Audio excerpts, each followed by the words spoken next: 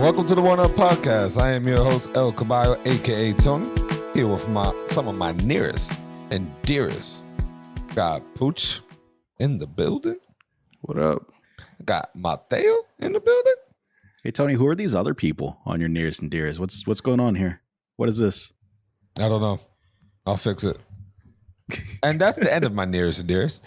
Now I'm fucking with you though. Got my boy Doe in the building. Bueno. Chapped lips though. What's going on? The most chappedest lips in all of the Northeast. What's happening there? What? It just got cold. It's like 40 degrees now. You don't wear chapstick? I do wear chapstick. Do you wear enough? This one right here. I have severe chapped lips. Like, it's just really bad. No amount of this stuff is good enough. I just have to keep applying it. I need like some medical grade chapstick. Maybe you just keep licking your lips so much you wipe it off. It's a possibility. I have a LL Cool J in fashion, like infatuation with fashion. You know how LL Cool J likes to lick his lips? I do not know. Is that a thing he's known for? Yeah, absolutely. Well, he's known for that, but I haven't seen him lick his lips in years. Yeah, because you haven't seen him in years, Tony. Hence what I say. I haven't seen it. What is LL Cool J up to these days? He's out there, billboy bagging these girls out there.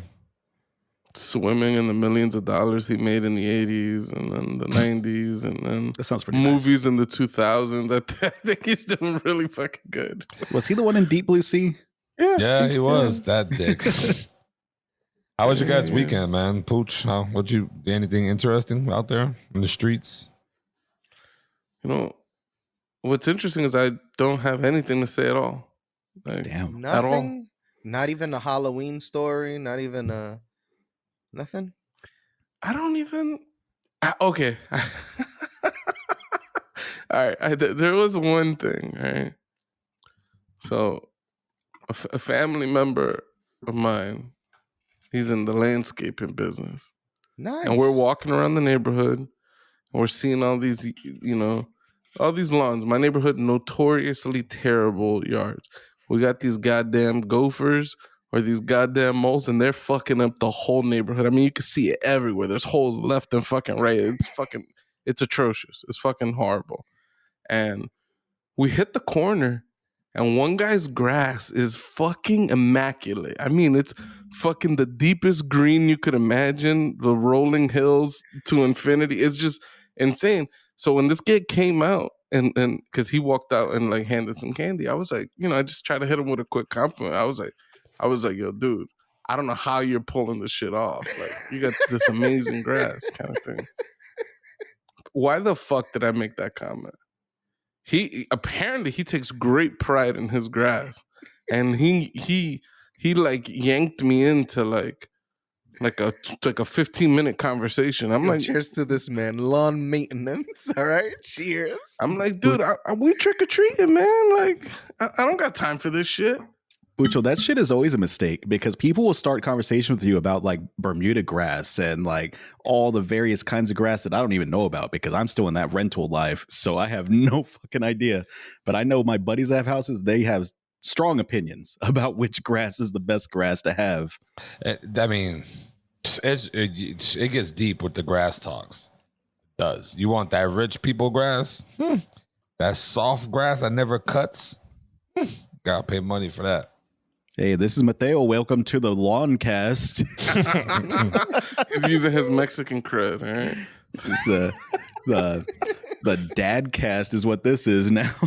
Yeah. One day. We're two dads in.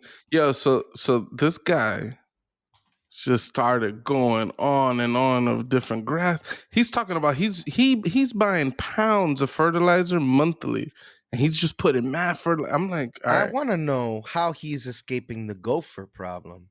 I think they're dying when they're feeling that fertilizer. They're just, I don't know what the fuck is happening. But then my family member who was trick or treating with me, basically every time I thought this man was done talking, the homie is like, yeah, because this grass type, and I'm like, I'm trying to get, and then then it was like infinity. That conversation was just going. It was rolling. The ball wouldn't stop, and I'm like, until the old man dismissed me. He's like, all right, well, I'm sure you want to get on trick or treat. He Thank kicked me out of the God. car. I'm like, dude, you didn't see me. I've been trying to back away. I've been doing the slow back step for like 20 minutes. Like, so yeah, I missed That's a couple hilarious. houses. I thought that was pretty funny. That slow backstep is the worst, dude. And people, they'll just start walking. They'll keep walking towards you, even though you're walking backwards. The worst. What about you, Mateo? Anything interesting? Well, Tony, I haven't done anything on my weekend because it's Friday. So I don't know why you would ask us what we did this weekend. Week. No, this was, y'all know about Bones or No Bones Days? Y'all seen that No. thing? There's this thing on TikTok. I don't have TikTok, but it's finally made its way to Twitter. So now I know about it. But this guy has this pug basically, and the pug has like bones days or no bones days, basically like whether the pug like stands up straight or like flops down.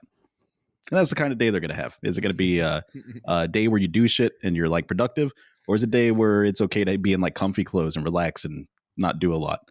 This was a no bones week. I didn't do a lot. I watched a lot of Netflix.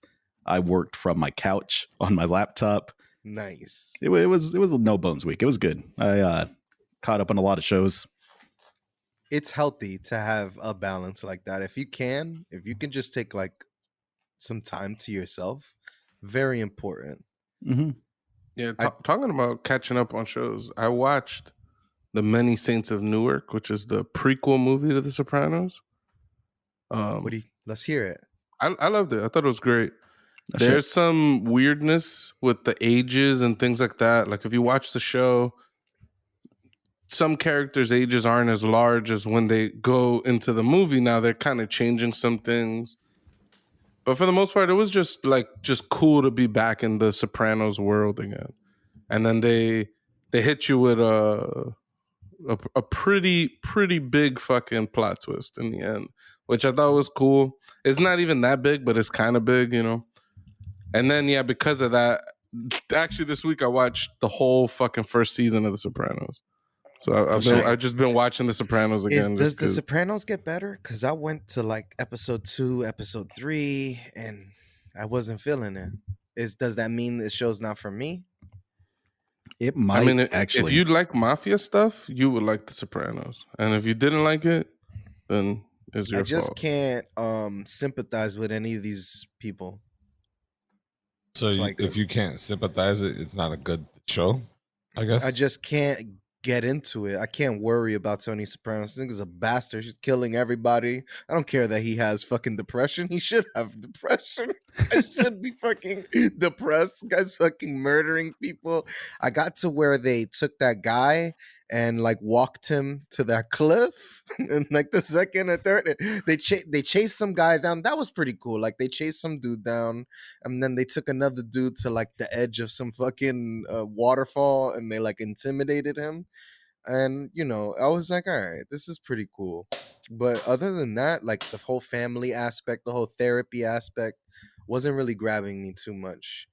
Rich kids, rich mobster kids that just are brats. The little kid is pretty cool. His son, he's the worst. He's the worst He's character. single-handedly the worst character on that show. Well, actually, I think the sister might be worse. Not his sister, Tony's sister. yeah. But she doesn't show up till like the third season. She's horrible. His whole family's horrible. His kids are horrible. His wife is seems she's all right. I think his daughter and his wife get some kind of redemption kind of arc. They have a little bit more sympathy. I think his son is a piece of shit. His son is basically, you play GTA 5. Yeah. You know the son from that. Yeah. Yeah, that's basically his son. Oh, so that's where they got that little story from in GTA. I think there's a lot of influences. That's been my take on it. Didn't you recently start playing GTA 6 again, Pooch? GTA 5. Yeah, I played a little GTA 5. I played a little GTA 5 and then I uninstalled it. I can't get into that game. I don't know. I played a few missions. It was so fun for a couple missions, and then I was just like, all right, I don't want to fucking switch characters now. This nigga said he says you can walk for this nigga's dog in the hood. I was like, I forgot about that. Yeah, you gotta walk Franklin's dog. He takes a shit. Shit's weird. I think Yo. GTA 5 might actually be my favorite GTA. I think over San Andreas, over Vice City. I think it might actually be. The city just feels so much more alive in that game. And it's because of the technology, obviously, right? I think personally, for me, even though it has the obvious flaws of 4 and Ballad of Gay Tony, just those two games together, like Ballad of Gay Tony made so many balances to like the gameplay, and they added so much shit into the game that it made me sad that they only did online DLC for this one. Which I guess it makes its way into the game somehow, but I thought it was cool. Ballad of Gay Tony, best Grand Theft Auto game ever. Ballad of Gay Tony was good. Not gonna lie. Well, I enjoyed it. GTA 4, Not as much. yeah, Dude. that hate that Cousin. the cousin management shit. Like Cousin. that cousin cracked me the fuck up. He was probably my favorite character in it, but the managing his relationship with his cousin, like it was a lot. Fuck that. Oh, let's go bowling. Oh, bowling again.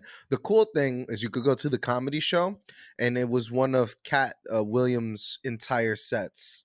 Like they Well, there were like 3 different people that it could be. I think it was like Ricky Gervais, Cat Williams, and I want to say someone else. I can't remember who else it was. Carlos Manstelia. Oh, That'd be funny. yo, if it was, man, fuck that guy. I like that you could go on dates and your car could just be completely fucked up by the end of that date because the driving that game is atrocious, and you'd show the little cutscene with your car all fucked up as you're dropping the girl off. I think it had such realism. It was baked in such realism that the driving was shit because of it. Because it's like I felt like that game had very realistic physics.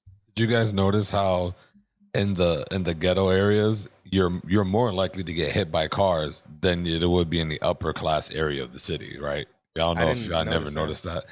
Like you drive in the hood, people are impatient, you getting hit. Like I just left my car parked in a green light just to test it out one time. Motherfuckers is honking, going around you, hitting your shit, scratching your shit.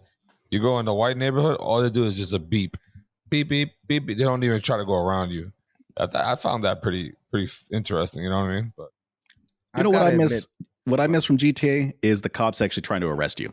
The cops actually pulling you over and trying to arrest you, because those cops in the new GTA, they just shoot immediately on sight. On site. Yeah. You punch someone in the face, you're dying. They're gonna kill you. would it be wrong if the cops only did their job correctly with the white characters versus the black characters and the Latino characters in GTA? Would that be wrong on them? Dude, I remember reading some article that was talking about how they believe that there was a system in the new GTA game where Franklin would get his cop meter would jump up faster than the other 2 characters in the game. I don't know if that's true or not, but I remember that I read some article where they were talking about that. That's what it felt like to them when they were playing the game. That's funny. Real quick though, Tony and Booch, what's your favorite Grand Theft Auto? I mean, I'm gonna say Vice City for sure, but That music soundtrack? yeah, San Andreas is probably a close second. I really enjoy San Andreas. I didn't like the third act of the game when you go into like that Las Vegas area and stuff. That's when the game, like, you hit the country, the game's already rough, and then by the end of that, you're kind of enjoying it. When you hit Vegas, it's just, I don't know. I got so depressed when I went back to Grove Street and the whole map was purple. I was pissed off. I'm like, dude, I got to take back all the territory. That shit. But nah, man, Vice City was incredible. Like the music was crazy. I'm familiar with Miami and Florida and things like that. So it was just cool to see Haitians, to see Cubans, to see like things like that. It was just cool because it's, close to like our environment or whatever. Even though their depictions of Haitians and stuff like that was pretty fucked up, but yeah, still cool to have some representation in a video game, in like a video game or something like that. Which is why like the Ballad of Gay Tony was cool, because the main character is Dominican, right? It's like shit like that. Even though again he's a caricature of a Dominican man, he's like selling cocaine and all. You know what I mean? It's like all right, like but it's also like yeah. When you're from the hood, it's like it's acceptable. Like we can take that. It's all right. We'll take it. That shit is not acceptable. I'm just saying. Following around a gay guy, that shit was pretty cool. What about you, Tony? Favorite GTA game, and how was your week? Favorite one matches with Pucho. Vice City was definitely clutch. San Andreas, I played it a lot more than I did with Vice City. Gate Tony was not my favorite. But I liked it more so because I had my name on it that I liked it even more. It was like, but I thought you'd hate it because you were gay. no, it's just the Tony part. You can scratch off the rest of the other shit. But no offense. But yeah, I like. Side note, the music in Ballad of Gay Tony was also updated and it has some exclusive music like on the disc. If you bought the game DLC downloadable, you wouldn't have gotten all the music that you would have got if you got the disc one, which is insane. So there's some really good techno dance songs in that game, like incredible songs. So that's another one. I would leave it on the TV, on the radio, just blasting my TV because I was like, yo, these songs are so good. I was How gonna are you, say, Tony, I'm though? actually really impressed that Rockstar is able to re-release these old Grand Theft Auto games. I replayed like GTA 3, Vice City, and San Andreas, like not to completion, but just like a good 10 hours or so in each of those games a couple years ago when they came out again for like the 11th time, and it's just cool to see. Like, as far as I could tell, a lot of the same music is still on there. I don't know how they figure out the licensing of all that shit. Like, that's just interesting to me. Meanwhile, you go to another game like Kingdom Hearts, for example, right? The games didn't release digitally forever because they had a song on there by an artist. And it's like, this is so fucked. Like, they only had the rights to distribute physically and not digital. Like, shit like that. It's just like, I think because US has a copyright system, from what I've heard, especially with the Silent Hill reproductions, they don't want to pay any royalties in Japan or like I- all these Chinese companies. They do not want to fucking pay out royalties. They feel like you got that one check, you guys will be all right. And then, so like for Silent Hill 2 and Silent Hill 3, they even recasted the voices because the people were like, dude, y'all re-released that game so many times and did not give us a cut of any of that. So I feel like that's USA has such like a setup system for it. I was not gonna even say to- like I was Go gonna say ahead, go ahead. Rockstar's got like a team of lawyers, and I feel like Rockstar pays their musical acts pretty well. I think that's the difference. I think Rockstar dishes out more money than a lot of these other companies. I don't love Disney, but I enjoy a lot of the shit they make. But I feel like Disney, if any big company is out there trying to fuck over people as they're producing stuff, it's probably Disney. damn. They're the one who started it. Not only are they ruining relationships, they're fucking ruining just everything in general. But yeah, my week So salty. was A-okay. I definitely forgot what the fuck I was gonna tell y'all that happened How'd at the my job. Cowboys do? How'd the Cowboys do? How'd the Cowboys do this week? We just win straight. Just keep winning. Want to make another Cheers to the bet? Cowboys. I'll make another bet with you. I owe you $20, but I don't give a fuck. This man's gonna go in a hole. I'm just gonna drive up there and be like, "Yo, you just gotta buy the bottles this weekend, and we're even." That's just fine to me. That's what we I was do. on top of the world The- this past week or so. The Knicks were number 1 in the East. Ugh. It was And then they incredible. lost to the And fucking we kind of Pacers. lost, and we lost again. We lost again. Yeah. So things are not looking up in the city, But for a while though, we're on top of the world. Damn, All I'm Joey's saying- life is ruined now. All I'm saying is, y'all need to stop holding this faith in these fucking bums. Until y'all get rid of those fucking owners, New York Knicks won't be shit. The only way we're getting rid of James Dolan is if somebody either assassinates him or he dies of cancer because he fucking deserves it. He needs anal cancer. Damn. Right in the asshole. We don't need to Right go in that the far. asshole. We don't gotta go that far. Yeah, You that's know, ridiculous. that's The Fuck One Up- James Dolan. The One Up podcast, as much as I do not like his management, okay? The One Up podcast does not endorse Doey's message. Okay, We do not. We don't Yes, they follow do. that. We do Oh. agree with it for Jerry Jones though, because fuck that guy. You see, they said best. Actually, I don't know anything about Jerry Jones. He only holds America's team franchise. What? He owns the Cowboys. Pucho, how you not know the man's name? Because the Cowboys suck. Sounds like Cherry. Not as bad Cherry as the Garcia. fucking Knicks and the Giants, I'll tell you that much. When's the last time the Cowboys won a Super Bowl? It don't even matter. 94, 95. I know, But I'm it just don't saying. even matter. I think the Giants won a few since, you know. But listen, yeah, the Cowboys won. Excited. My son Luca and I both excited for that. Ever since he was born, the Cowboys been on a little hot and ready. Very hot and ready. Know what I mean? So my son might be the good luck this year. You know, Luca told me that he's actually a Packers fan. Yeah, what's up with you, my dad? You just keep putting this bullshit on my son. I'm gonna have that man fight you. In about 2 months, he's gonna be your height. He's gonna fuck you up. That's what he told me, dude. He leaned over when I was there the last time and he was like, I like the Packers. Go Packs. Yeah, right. He says I'll pack this punch right. Fuck you up. That's what he's gonna do. But nah, yeah, man. It's been a good week. My son is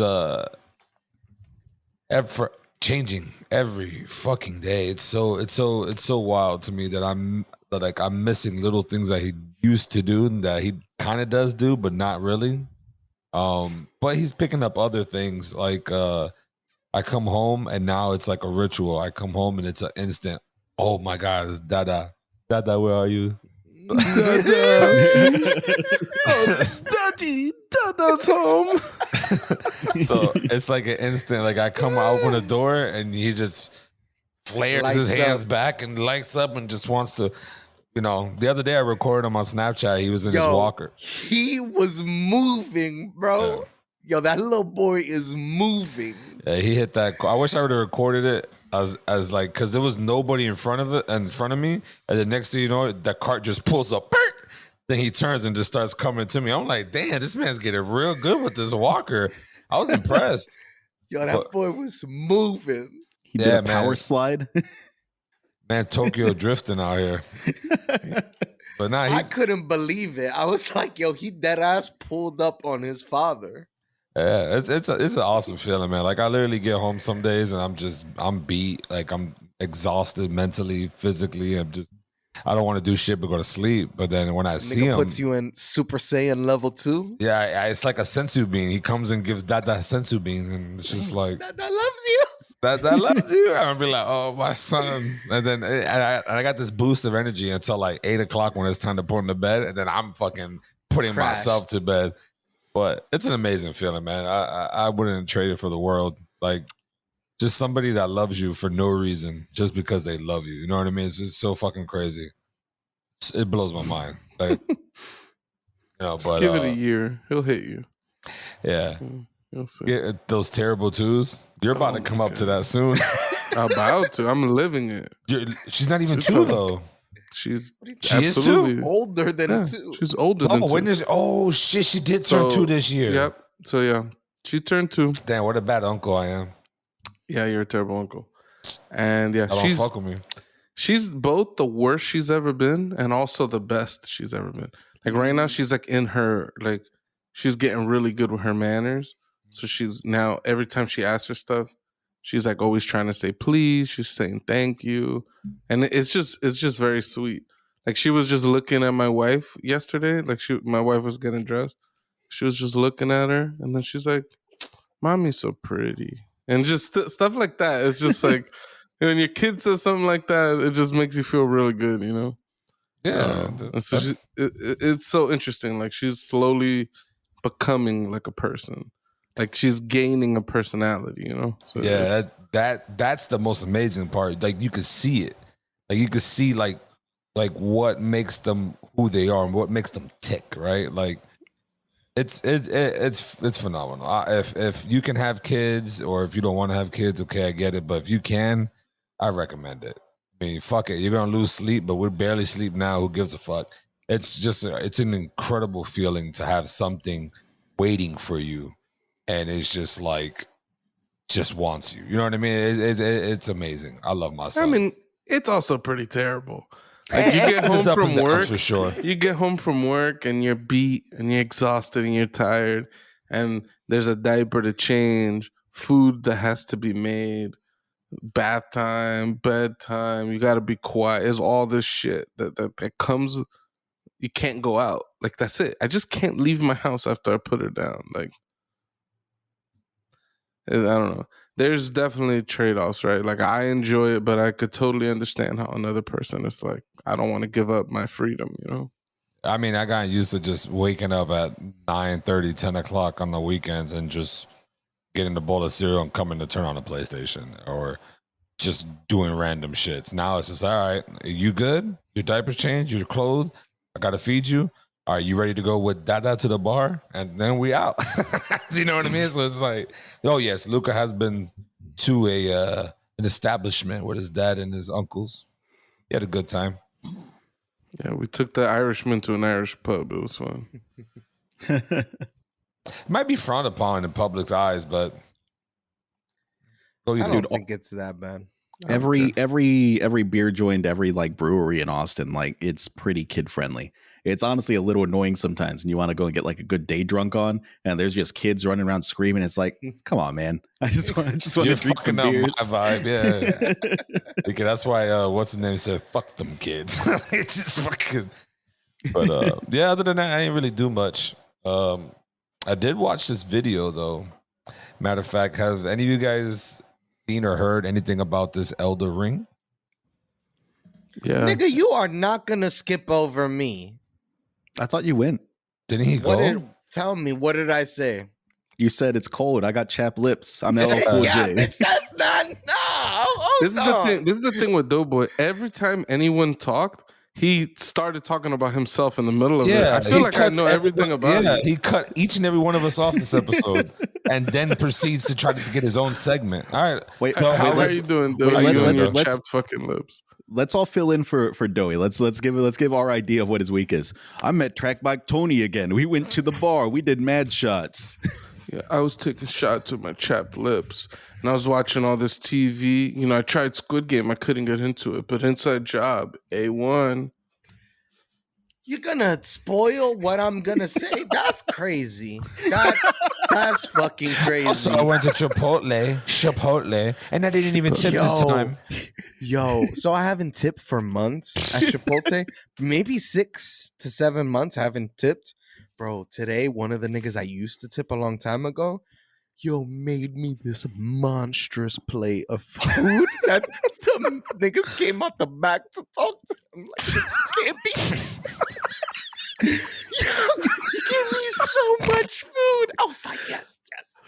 Did you I tip paid him? $17 for that plate, though. Oh my god!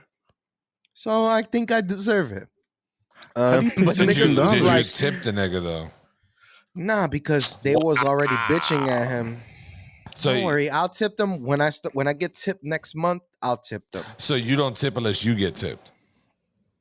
Yes and no, but yeah, I tip seasonally, just like people tip me seasonally. Tony, Tony, if the neighborhood's on fire, you got to put out your own house first. I got insurance, bitch. Let that shit burn. Everything's brand new. Oh, Pucho, make sure you edit that out. I don't want any insurance fraud coming my way. All right, so Inside Job, Netflix, watch it. It's a Also, fucking there is incredible another show. thing that you guys want to do. Yeah, I just purposely cut you off because that's what you did to all three of us. But continue now.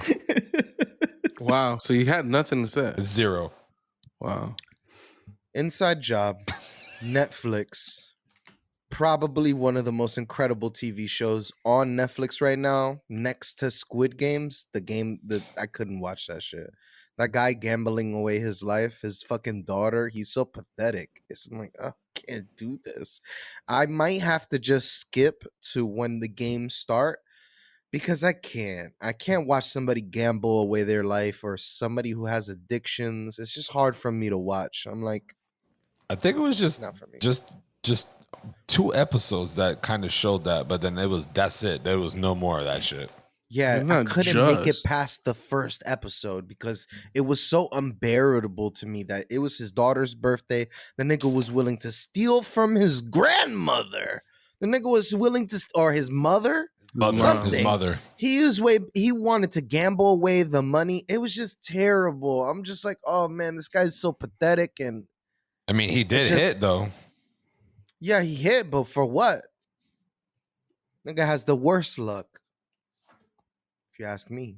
Yeah, you've I made it. can't- You've I made it can't through the watch- entire. You've made it through the gambling section. Then, if you saw that he lost the And- money, like And he's with his daughter, and I'm just like, he's spending the last of his money on the crane games, and I'm like, oh yeah, just start watching again. Then you've made it past like yeah. You're at His the good part. daughter's like the sweetest soul on earth, and it's just so terrible. She lied to that nigga off rip. Yeah, because he's a degenerate. She knows it. She's still a liar though. sometimes you got to lie to family. Yeah, facts. Yeah. Anyways, Inside Job, you guys. I'm just gonna be honest. One of the most incredible cartoon shows I've watched. Very long time. Just think of an adult Adventure Time mixed with like Robot Chicken and like Aqua Teen Ugh. Hunger Force. Hated both those shows. Shit's just- Well, okay. Well, if Spit you on want to both them compare it shits. to a show that it actually looks like, it's Rick and Morty, but on Netflix. I'll Even s- better. I fucks with Rick and Morty, but all those other ones you just mentioned, I spit Dude, on Aqua- both them shits. Aqua Teen Hunger Force is so good. Meatwad is the man. Of course you would Facts. like that nigga. Of course. I'm a Frylock fan. Oh, I love Shake. And Oh. the Shake's a next door piece of neighbor. And then that's the next door neighbor. I love him. I'm No lie. No, No lie, the next door neighbor reminds me of Corey so much, especially as Corey gets older and grumpier. He just reminds me of the next door neighbor. that's wild. The thing I hate the most is I remember all these fucking cartoons names, and I never watched a single episode, but I know all their fucking names. Shit is the worst. Fucking hated So that Tony, shit. you were talking about something. Yeah, Elden Ring. Elden Ring. Have y'all seen it? Have y'all watched it? Have you heard it? Seen the trailer? Anything? Yeah, the trailer looked cool. The game looks like it's gonna be great. But Gameplay footage. the internet, they're going a little bananas. All right, I saw some crazy claims. Some people were saying it looked like a PS2 game, and people are judging all the animations. There were a couple of animations in there that looked a little rough. I'm not gonna lie, and even the game, it was a live stream. It looked a little rough around the edges. But I mean, the gameplay looked incredible. Like in term, not I'm not talking visually. I'm just saying it looked like it's gonna be fun as hell. So yeah, it's like it's like Bloodborne meets like some open world game, I guess, like Breath of the Wild or fucking Skyrim or something like that.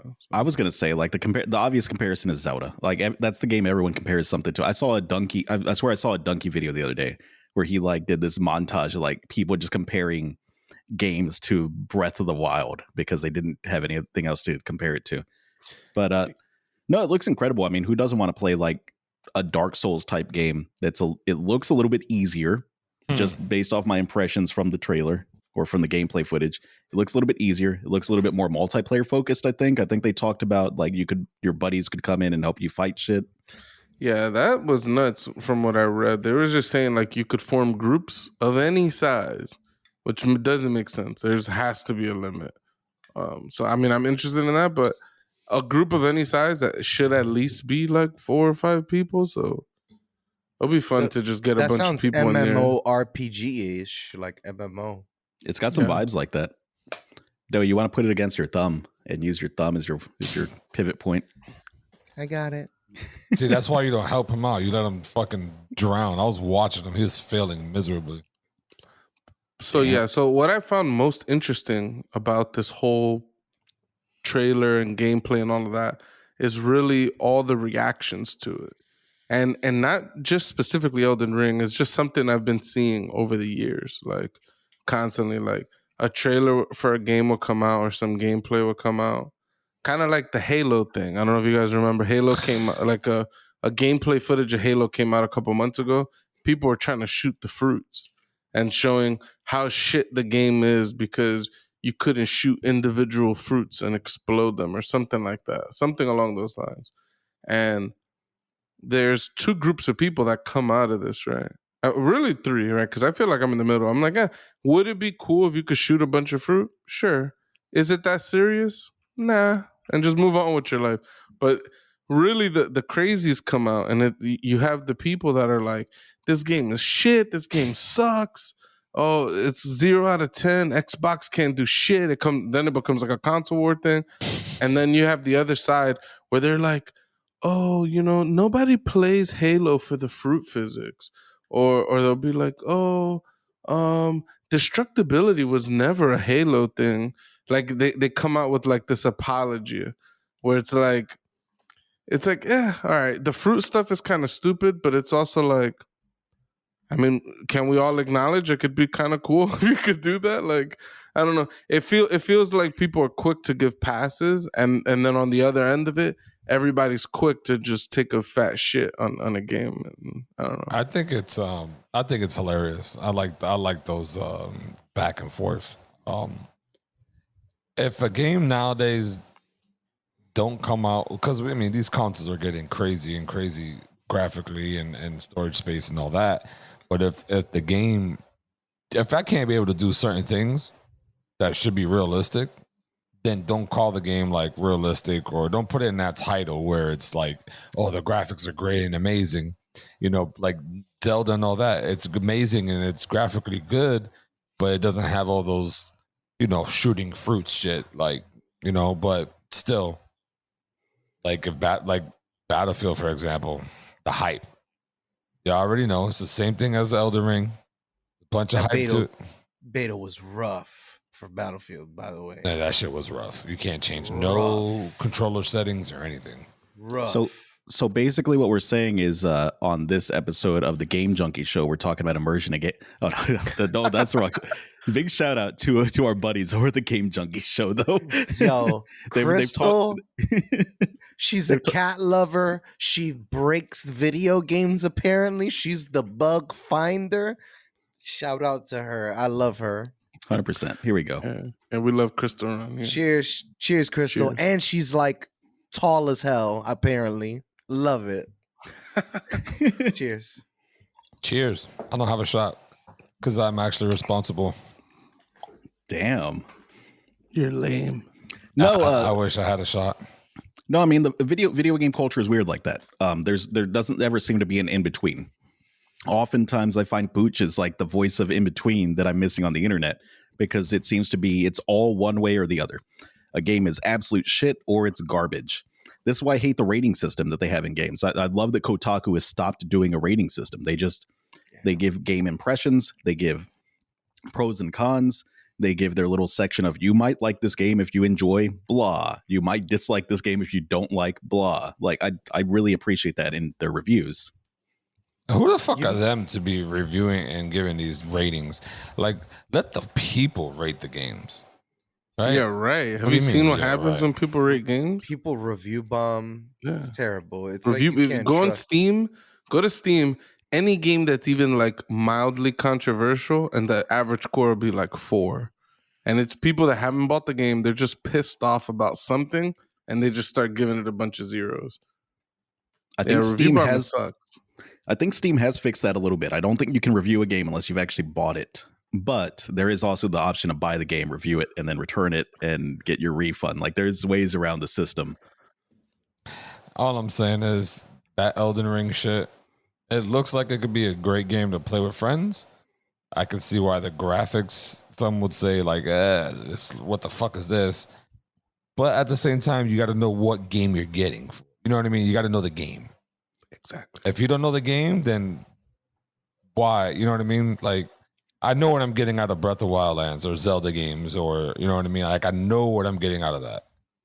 I know what I'm getting out of Call of Duty. I know what I'm getting out of RPG games. Even though I don't play, but I know, like, Final Fantasy looks amazing and stuff like that. Can I butt in real quick? Sure, go ahead.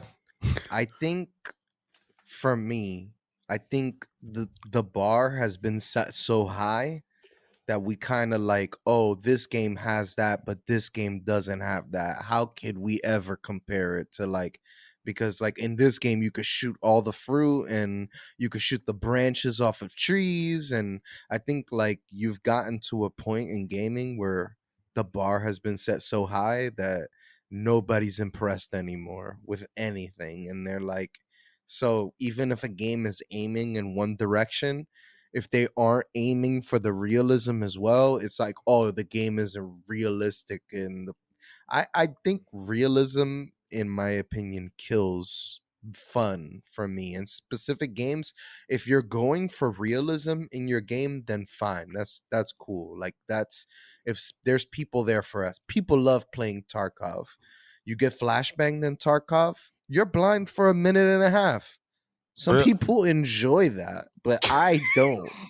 But Your that's screen is just just saying. white for like 90 seconds to 2 minutes. It's just white. You cannot see shit. You just gotta crouch and hope you're hidden behind something. One It's of stupid. one of the funniest things I've ever seen in like a Let's Play video is the Funhouse guys. They did this series where they played My Summer Car. Did y'all ever hear about that one or play that one? No. It's this game where you're this kid in like Poland or something, and you're just trying to build a car, and you have to build this car from scratch. Like you're putting like spark plugs in and like the pistons into the motor, and you're building the entire thing from scratch. But there's all kinds of crazy nonsense you can do on the side.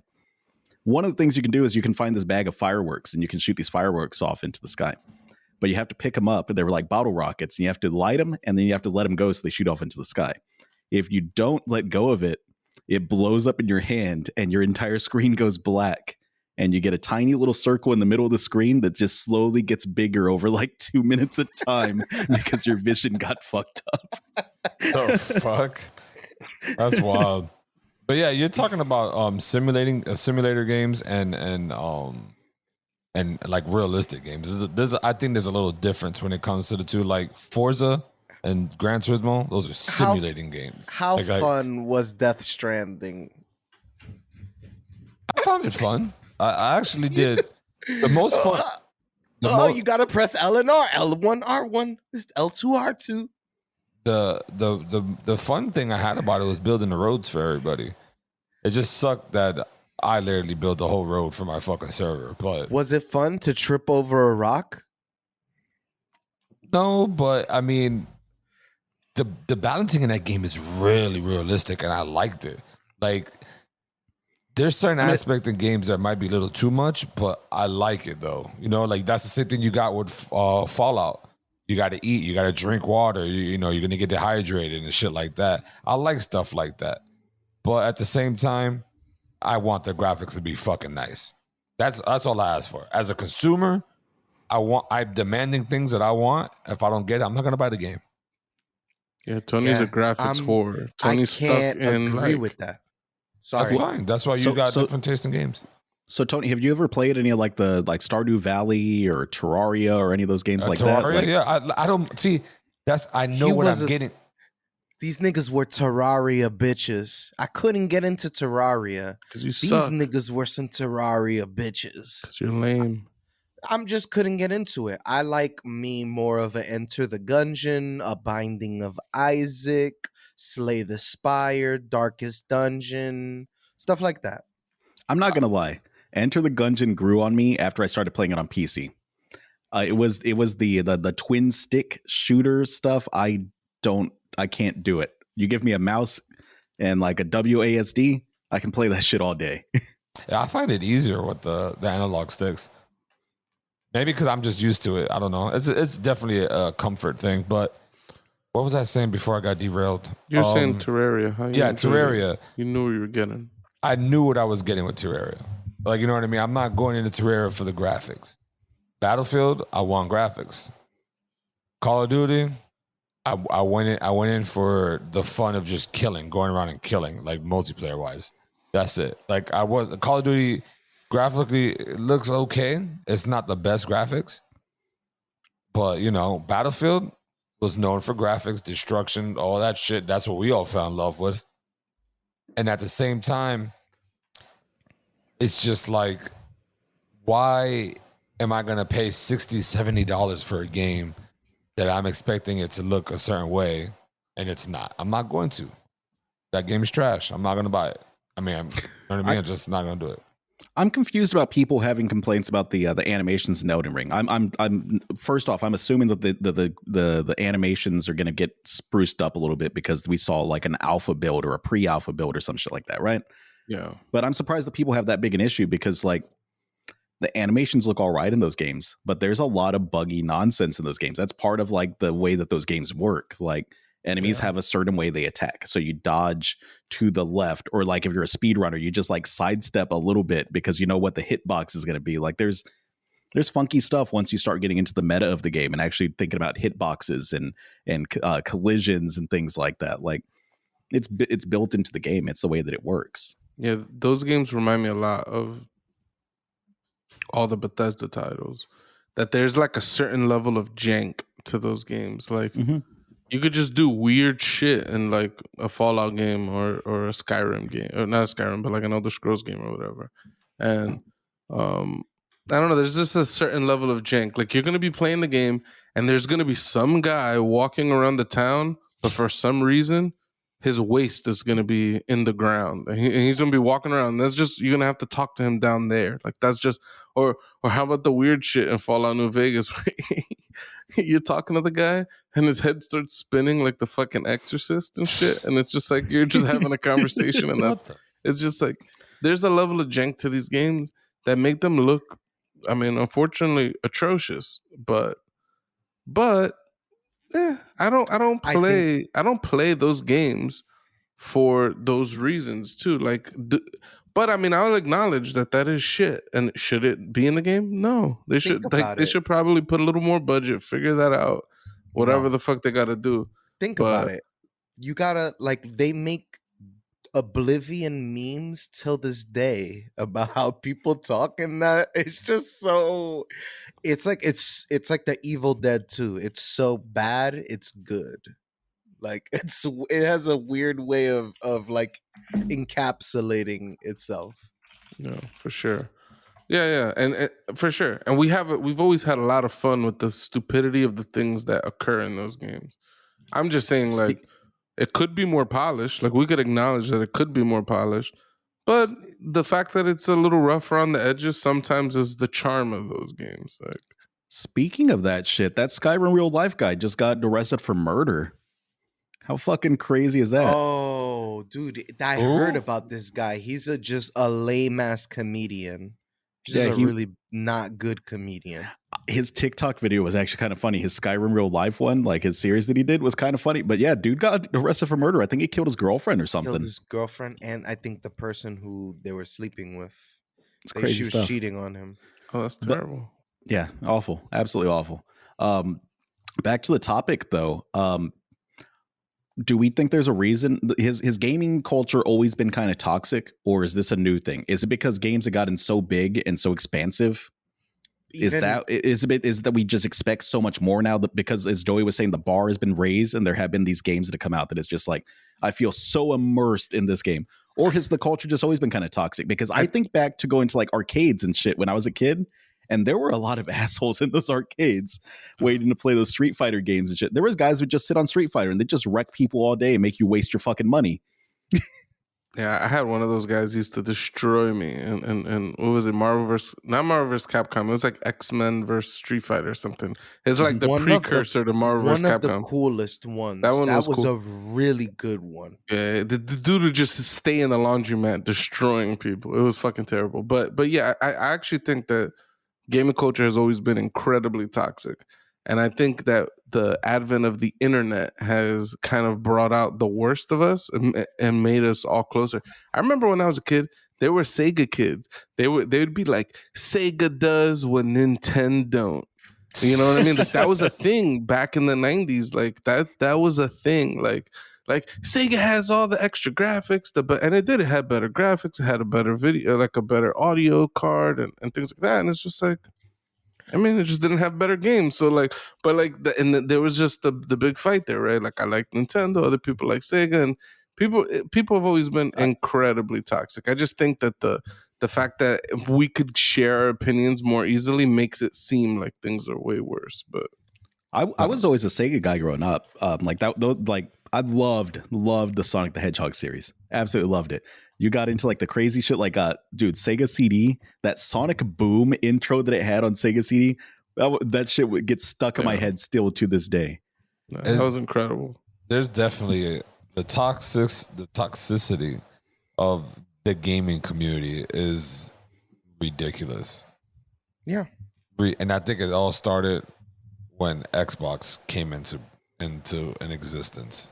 Because then that's where, because I don't know if y'all remember, but there's always like videos of people just spazzing out on Xbox in those lobbies, and it's always dropping the M-bombs and your mother this and I think you're talking about Modern Warfare 1 and 2, like around that era. Like the Xbox PS3 lobbies, because Xbox Live originally, Xbox had an impressive online category for just when we were talking about GameCube, Xbox, PS2. Xbox was the first to do it. And I think PlayStation 3 had it. You had to buy the adapter piece.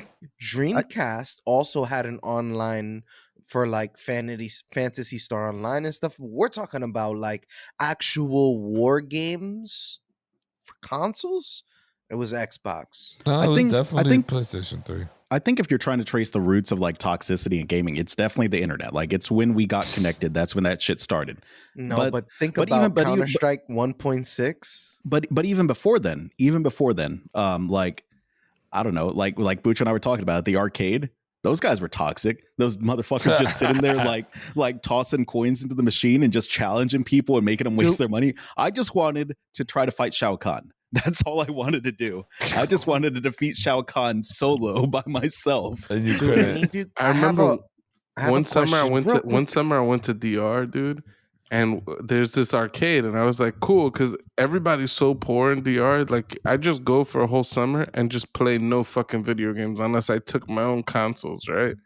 So sometimes I'd be hyped to go to the arcade just to play something, and this one motherfucker was always in there on Mortal Kombat 3 Ultimate Arcade Edition, where they had the extra characters and shit like that weren't on the fucking console version of the game. And this dude picked, I forget the guy's name. It's like Ermir or something like that. I don't know. He looked like a red Sub-Zero. And this dude was able to like whip out Ermac. This dude was able to whip out like axes and all types of weapons, and he would just destroy you, like pop, and he would pop in one quarter and he would destroy anybody that went to play. And I'm like you said, I just want to fight Shao Kahn, like Goro. I want to fuck up Goro. Like, you're fucking my day up, homie. Like, I'm trying to play this game. You fucking up my day. Oh man, what about those people? You'd be about to fight Shao Kahn and they'd come and toss a coin into that second player slot. That'd be tight. My brother used to do that shit. He'd pop in I'd be playing like Street Fighter on the Super Nintendo. He'd pop in the second remote, hit the start button. I'm like, motherfucker, like, and then he'll beat you. And then he's now at the beginning of like the arcade mode. And you're like, this piece and of you shit. was just there. Yeah. I don't know if anyone remembers this. There was a Punisher arcade game. Like a specific Punisher like arcade game. It was 4 players, or like 3 players or 2 players, and it was on this. There was a Quick Mart on D Street, on like before, I think it's 2nd Avenue or 1st Avenue, and I would always go there. I could never beat the game. Like the 4th level was so fucking hard, that for me, it would take like $2 or $3 worth of coins in order to like get there, because I'd do so many like continues, and I could never beat that game. But there was like this Punisher arcade machine that I thought you were talking about a fighting game. I definitely played a Punisher like side-scrolling beat 'em up game, but it was I played it on Sega, or it was on a console I played. One of my friends had it. The only memory I have of that game is like you could shoot guns. Yes. And I remember there's a part where you're like on like a New York City like fire escape, and you're like running through. I don't really remember the game, but I remember that game being cool. This It was isn't good. This is a future topic right here, like best arcade memories. That's going on the sheet. We can do that right now, bro. The memories that I have, Virtua On. You don't remember Virtua On? It was like this mech fighting game, and it would be like a versus, and you and the other person.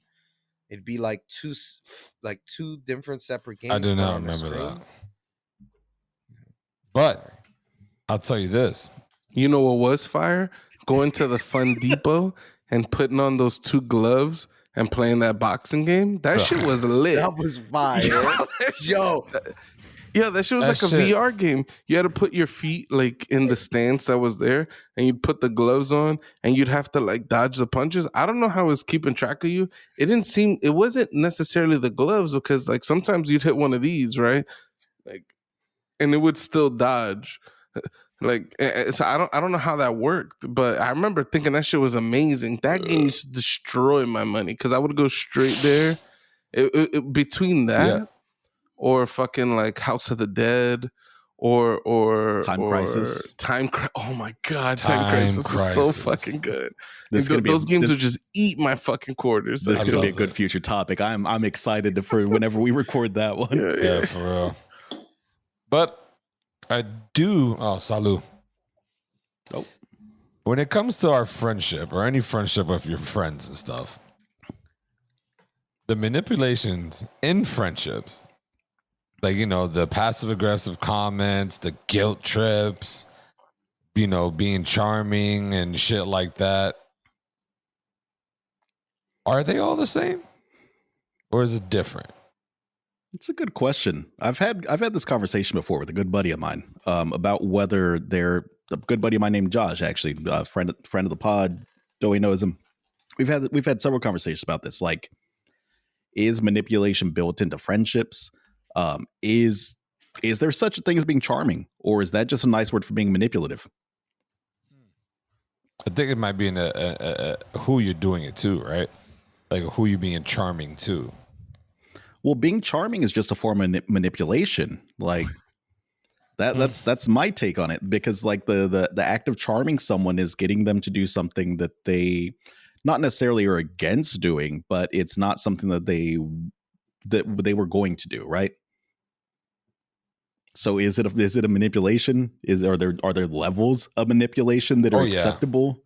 Like where is the line, and how do you find that out? Yeah, I mean, the way that you've just described it basically means every interaction is a form of manipulation. So you have to draw the line somewhere to say, this is where it gets bad.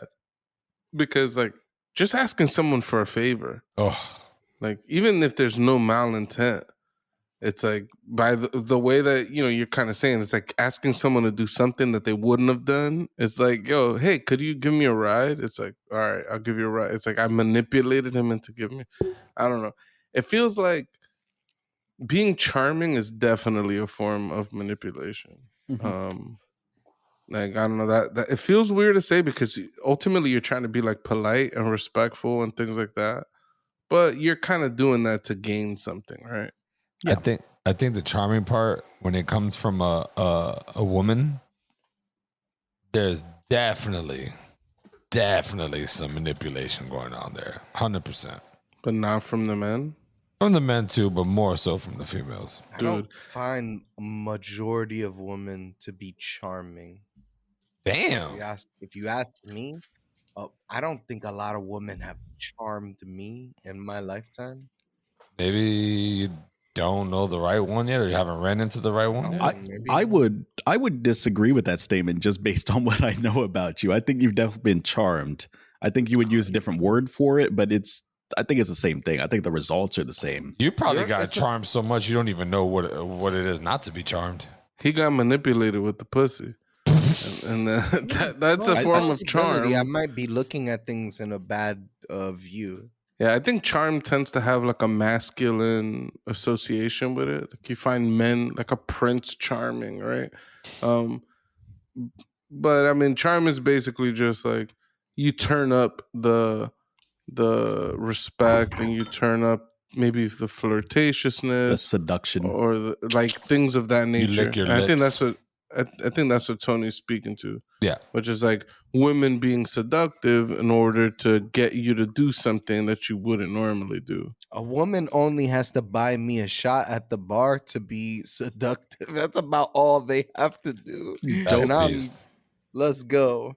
Doey's charm, like his charm, like prevention score is real low. Oh, it's Yeah. like it's barely there. You make eye contact, that man's gonna do what you want him to do. Damn. It's pretty bad. No, I have a Tammy already What is that, Tammy? from You guys ever watch Parks and Recs? Oh, Refresh my memory. explain it there's for the a- listeners. Yeah, you know Ron Swanson, Tony. Yes. There's a woman. He has a former wife. In fact, his mother's name is Tammy, and I think 3 of his ex-wives are named Tammy. So he has Jesus. a Tammy problem. the problem but- is my grandfather's is Francesco. It sucks. Oh Francesco. God, It's the worst. Yeah, we're muting this. So, Tammy basically is like his. She pulls up, and he turns into a whole different dude. Dude had the cornrows. He was dressed. He was disheveled as fuck. He was like an alcoholic. Like it was. He you know, partied. Yeah, he enjoyed just looked himself, like but it shit. brought the worst out of him. You know. Like a Frank Gallagher. No, that better. guy's a piece of shit. No. I'm just saying, like, here's a he- seemingly normal person who does normal shit and he's pretty on top of his life. And there's some people that just bring the worst out in you. Tammy brings the worst out of him and he's just spiraling out of control, making terrible decisions. Okay. Though he's saying he has a Tammy. What if Doughboy is the Tammy? Tammy Yeah. to who? If I might be somebody's Tammy. He's probably Tony's Tammy. You guys bring out the worst in each other That sometimes. nigga is definitely a Tammy. That nigga's a Tam Scootiny Tam. What was that shit before the podcast? The energy level just dipped. Like there was just a noticeable change in atmosphere the second you two started interacting with that OBS shit. Nah, this Doty's man's a like, dick. hey, let's go down one at a time. Tony's like, the answer to all of them is no, except number 13. Number 13 is yes. Doty's like, I can't think like that. Let's just go one at a time and just tell It's me just yes a or- waste of It's all time. no. It's just Yeah. a waste of time. I thought y'all were both bugging personally. Like Mateo got it, you got it. This nigga is on And he some didn't other get shit. it, so help him his way. I'm not a That's it. teacher. I'm not here to be teaching niggas how to do one by one. I gave you No? the answers. Here's the cheat sheet, nigga. Take it. I want you to teach me. But get the fuck out of here. I'm not a teacher, nigga. That's fucked up. It's for the pod. Ain't willing to put in work for the pod. I gave Classic I Tony. gave the Doesn't give a damn word. about the pod. So is that right there? Is that an example of manipulation? Is that 100%. 100%. I want him to feel bad because I think don't he's feel being a bad. piece of shit. I don't I feel guess bad. I'm just a piece of shit. That's You his are. favorite line. That oh my god, that's Doey's main manipulation right there. It's like, I guess no one cares about what I'm talking about. I'm just a piece Yeah. of shit. I'm here talking to myself. Meanwhile, he just cuts everybody off and gets mad when we cut him off. That's some real dick shit. Matter of fact, Doughboy's a master manipulator and a guilt tripper. He has mastered it since he was born. Since he was born. I think I've gotta a be number of things that he says, I would say, is very high on my dude. That's manipulative. Listen, But I think there's levels of in terms of like intent. And I mean, it kind of goes back to our conversation. Intent. Does it matter? Like what, like if someone shoots you, does it matter what they intended to do? And I feel like, and sometimes it does, sometimes it doesn't. I don't know. There's definitely an extent to how harmful an action is if someone intended it or not. What are the acceptable times for someone to shoot you? Is it like you're hunting and they make a mistake? Is that the only acceptable There is time? no acceptable times for this shit. I mean, if you're Contessa from the hit web serial by Wild Bow Worm, she knows she could figure out a plan to do anything. So let's say you had cancer, she could grab a gun and shoot you in the exact spot to cure your cancer. Oh so my I think that she God. could pull it off. I got a funny meme for right now. I stand behind Alec Baldwin because I damn sure ain't standing in front of that. Damn. how fucking terrible for that man. I hate feeling bad for Alec Baldwin, but how fucking terrible for that man, dude. I feel so bad for that. Like someone else's actions causing you to kill someone. That's fucking shitty. I mean, did the whole story come out yet? Dwayne "The Rock" Johnson vows to never work on another set with live ammunition and or actual working pistols. That shit is wild. There's a lot of shit coming out with that story. Apparently, like the armorer was like inexperienced. The directors had some shit previously with firearm accidents on films that they've like. There's all kinds of shit coming out. I don't know who's going to get the full blame for this shit. Yeah, I think but it's a mess. I think it ultimately comes down to like, what were the rules on that set? Like, and that's it. And were they followed? Wait, we're doing a one-up tangent though. Manipulation and friendships. Yeah, we're definitely doing a one-up tangent. Froze. Yeah. We did a tangent like a motherfucker. Yeah, guilt trips and shit. And passive aggressive. I think everyone here has a passive aggressive ability for sure. I think I'm the most passive aggressive. Oh my god, yeah, you are. I would agree with that. You would honestly, with his part. Honestly, I think I'm pretty low on the passive aggressiveness. I tend to just tell people I don't like what you're doing right now. Like I just try to do that. People don't like that shit either. So I mean, it might as well be a manipulative piece of shit, you know. I tend to peace out whenever like the conversation is really going, and like if I don't care either way, I just don't respond. I just peace out. I'm just like, you guys. I'll pop in once you guys are done doing your nonsense to each other. Yeah. It just be like the passive aggressive shit. That shit's like an easy like, yo, like stop being around the fucking bush, my nigga, and act like a man. Like, you know what I mean? Hit you with that slap. You can act like a man. Yeah. You just pulled this move the other day. Who? You. What move? Well, remember we were talking about the Wolverine podcast? I was asking if it ties in to the Wolverine video game. And the ending remark that you dropped was basically, yeah, you know, because Pucho doesn't like to accept my responses. It's a like fact. That's clearly you're trying to be passive aggressive. Like it's like, all right, why don't you act like a man, Tony, according to your own words? Is there a certain amount of like passive aggressiveness and like manipulations built into friendships? Is that like, is that a thing? I think friendships are built on it. I'm gonna be completely honest. Is it the closer that you are to someone, the more likely that you are to pull some nonsense like that?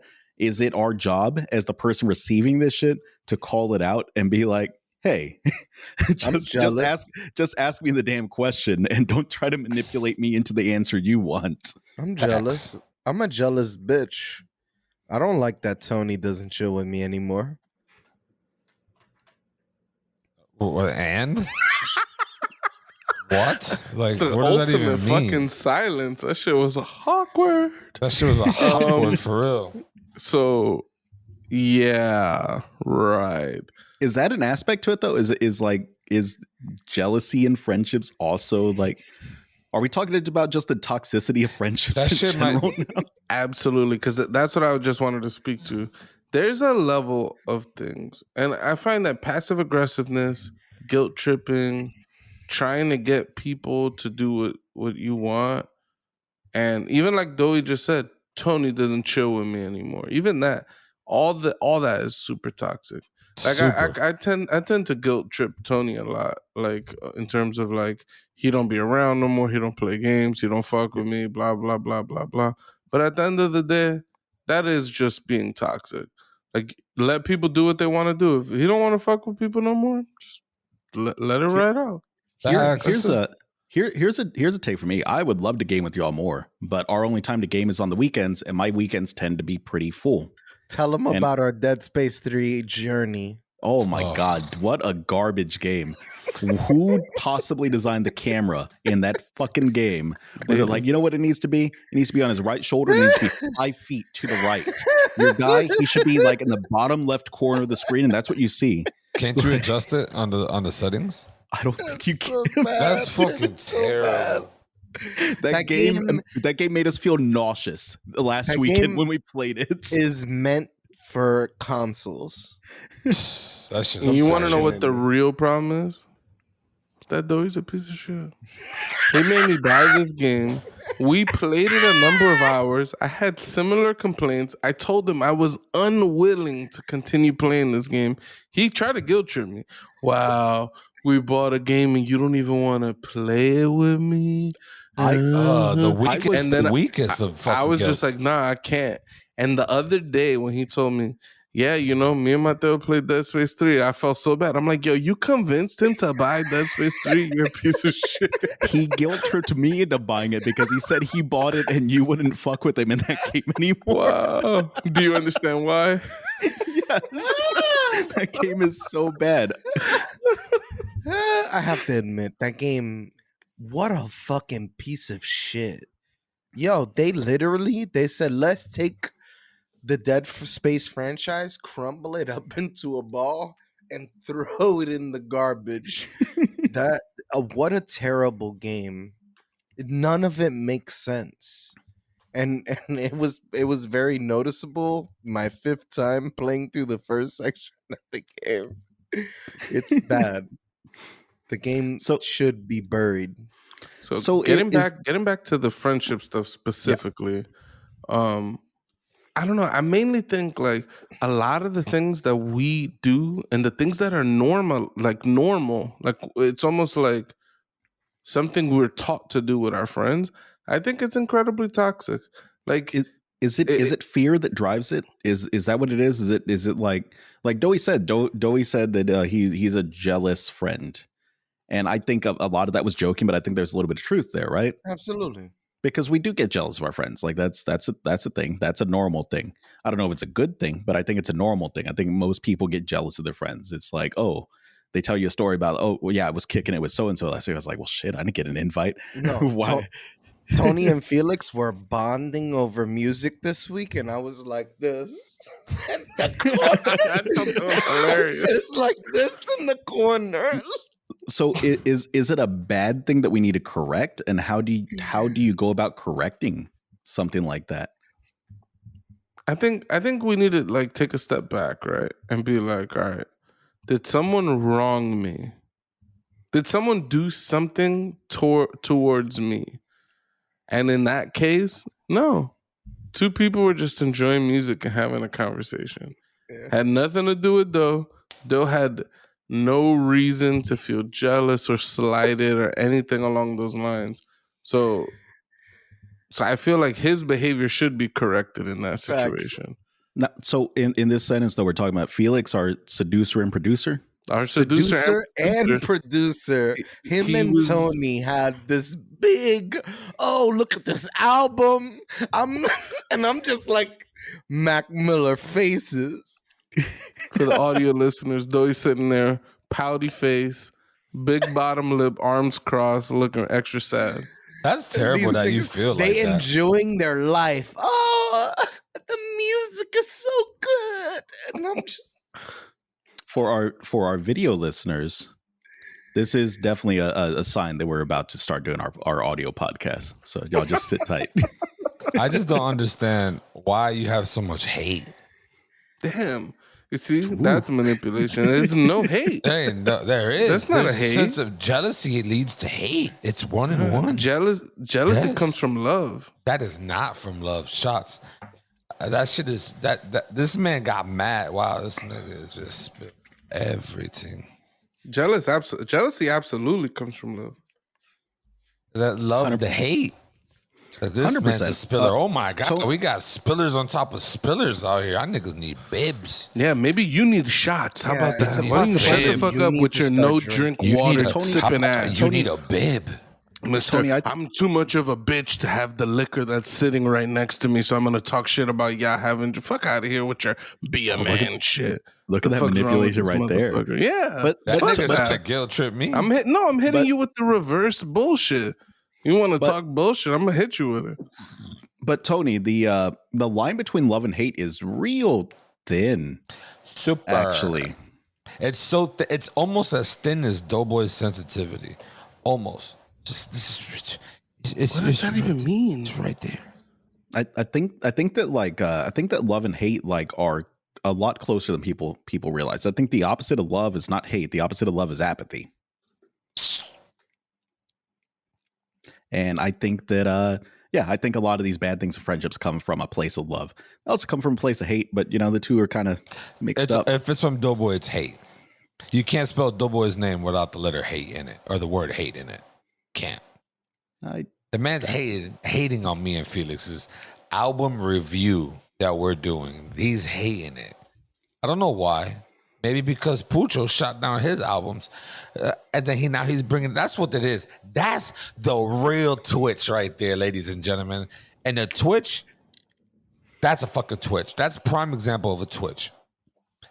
You shot him down, so now he wants to shoot me and Felix down. All three of you shot me down. If you really want to be for real about it, okay. No. Hey, okay. You shot yourself down. Hey, Pucho and Tony, do you guys want to start your own music podcast?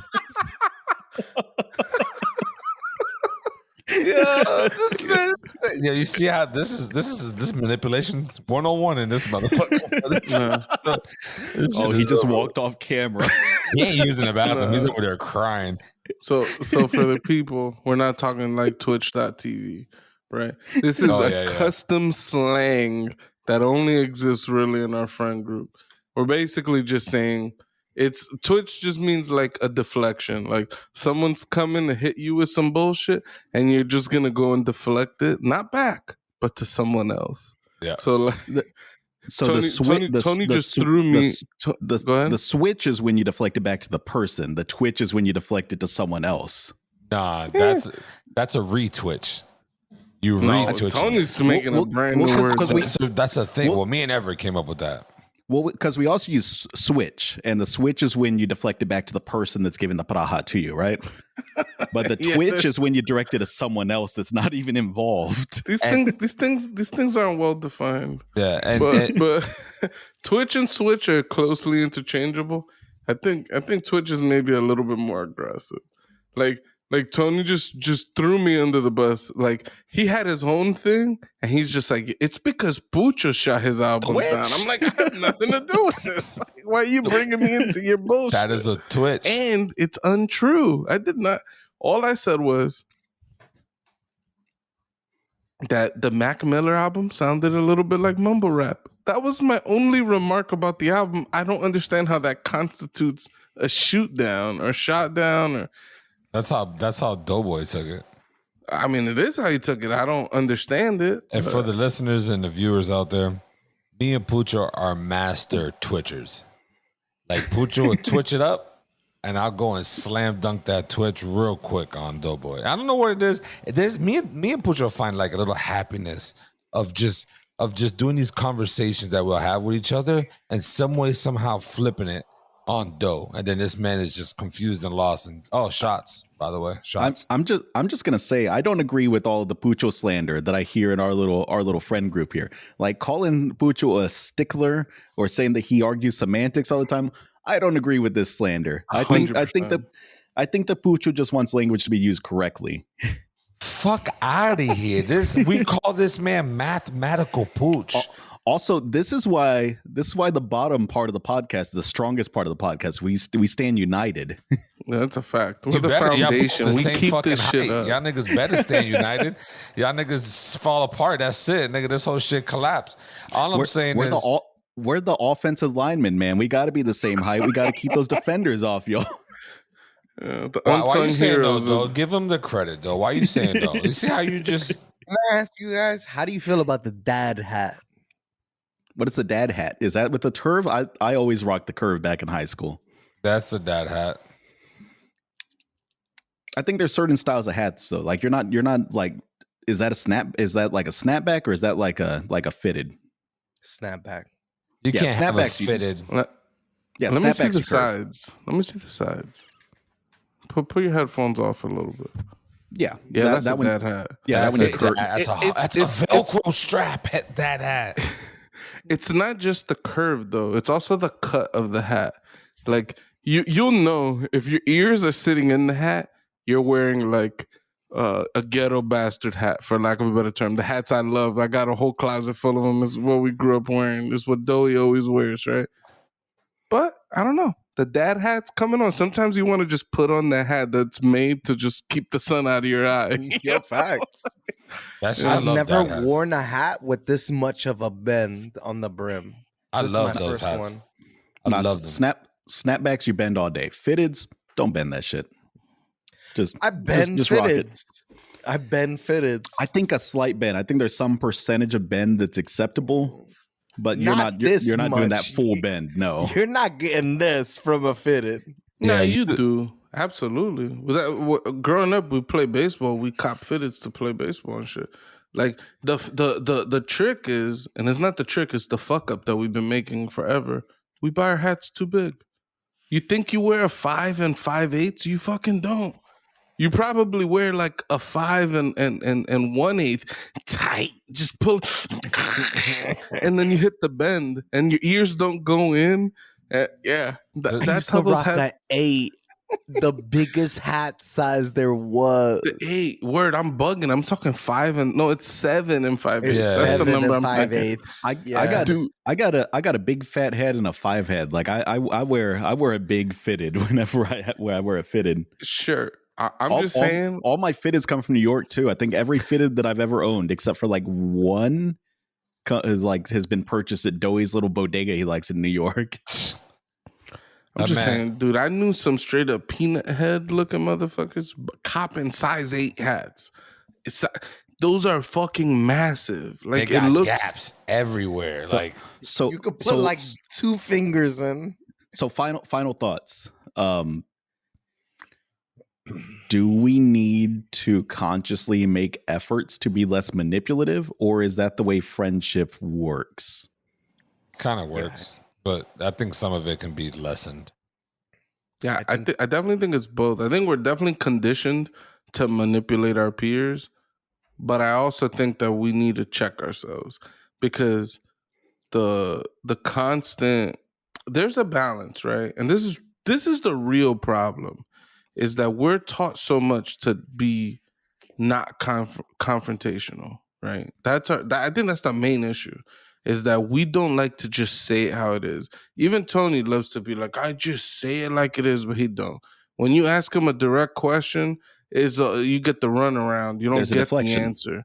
You don't get the answer. So it's like, this is the problem, right? If someone tells you, yo, I want to hang out with you for sure, and then all you've seen is them hanging out with other people and doing all this other stuff, and so then naturally, or I say naturally, maybe not, that's a whole other thing about nature, but maybe how we're conditioned to be, we tell people like, yo, you're a piece of shit, you fucked up, or blah blah blah, and you want them to be better with you.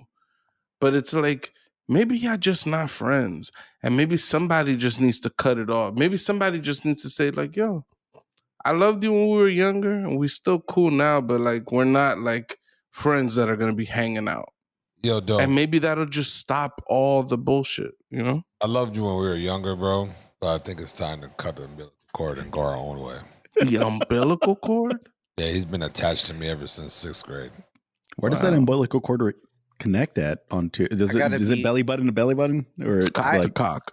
I think sure. you're right. I think I have a unhealthy grasp with the people that I came up with that I don't want to let go. But if you want, man, be free. Oh my God, we're getting a breakup here live on the One Up podcast. I'm fucking with you, though. You're taking this shit too far.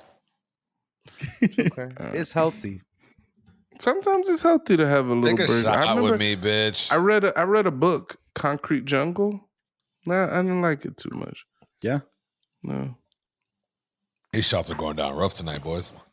Why's that? But yeah, it's a lot of short stories. It wasn't a great book. It wasn't for me. But one guy, he created his own funeral even though he was alive. You know, I actually like the concept of that. I do like the concept of that. If I had a terminal illness, I think it would be cool to have a living funeral. I think it would be rad as fuck to be like, I just want to experience that. I want to hear what people are going to say about me because I'm curious what my legacy is going to be. I'm curious what people are going to remember me for. I I think it's interesting. I would also tell people, don't fucking hold back just because I'm here. I know I'm a piece of shit in some ways. Like, feel free. Go for it. Not to mention, I've already said I want my funeral to be like a party. So like, let's fucking go. You're gonna get up to do the eulogy. You're gonna take 3 shots when you get up to that podium. Like, we're gonna get you a little loose. We're gonna get those lips open. Whoa. What's going on here? The top lips. What's wrong with cocks in your mouth, Tony? Why are you so against I'm gonna get Doughboy excited. Remember what happened last episode? The man got super excited with all this cock shit. Mm-hmm. Oh yeah, I forgot all about that. But yeah, that's a good point. Back to the topic actually at hand. So much derailing here. Yeah, I think there is an equal a balance, like Pucho said. You know, we gotta lessen some of it and keep it going. But yeah, it's also healthy too. Because it's just like you're bored sometimes, or you just want to say, "Let me fuck with Doughboy, or let me fuck with Pucho or Mateo," and you know, it's all really funny games. You really don't want to hurt your friends' feelings and shit, but some people do take it. I'm glad you only fuck with me when you're bored. If that's what you took from this conversation, then okay. See, that I was just. Doey's the fucking best. That's why you got. Doey's a living embodiment of all the things I want to talk about. Because I was just about to say, you're damned if you do, and you're damned if you don't. But like, if you don't fuck with me, I'm gonna give you shit about it. When you do fuck with me, ask Tony. Tony, I love you, my brother. You don't fuck with me like that, right? We like as the years have gone on, we've talked and hung out less and less. That's not a judgment on anybody. A father. We're parents. We're both parents now. I caught the crib. Like, we got different things going on in our lives, right? But it's interesting, right? Because like I hit you up and I'd be like, yo, bro, you don't fuck with me, blah, blah, blah, blah, blah. We have that whole conversation. When Tony does call me, what do I tell you, Tony? I'd be like, you calling me because you're driving, or you're calling me because I'm on vacation and you just want to see where I'm at, and it's like I guilt trip him when he doesn't fuck with me. I guilt trip him when he tries to fuck with me. I used to. So that's what Doey just did right now. He's like, "Well, I'm glad you call me when you're bored." It's toxic. It's fucking toxic. I acknowledge it. I can't help it. I can't help myself. So here's a fun thing. One of my favorite things about recording this little podcast that we have going here with our 165 subscribers as of this particular moment, and growing, hopefully faster than it has been, and growing. You guys aren't appreciative of what we've gotten already. This is pretty fucking fast. I have a DJ page, 10 years old, 865 subs. So if we're getting to 160 something in less than a year, we're blessed. We just don't know it. So, but one of my favorite things is that I have a dedicated slot every week to kick it with y'all. Like this, especially us doing our Friday recordings now, where we drink and then we do our whole after hours hangout session typically and stay up till way too late in the fucking morning. Drugs.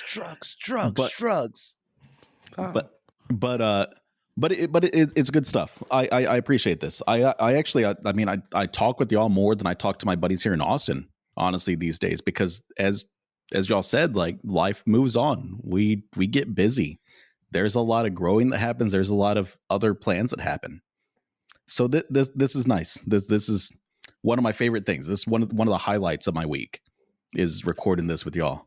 You know what the highlight of this is? I'm glad to be a part of it, Mateo, and I appreciate you too.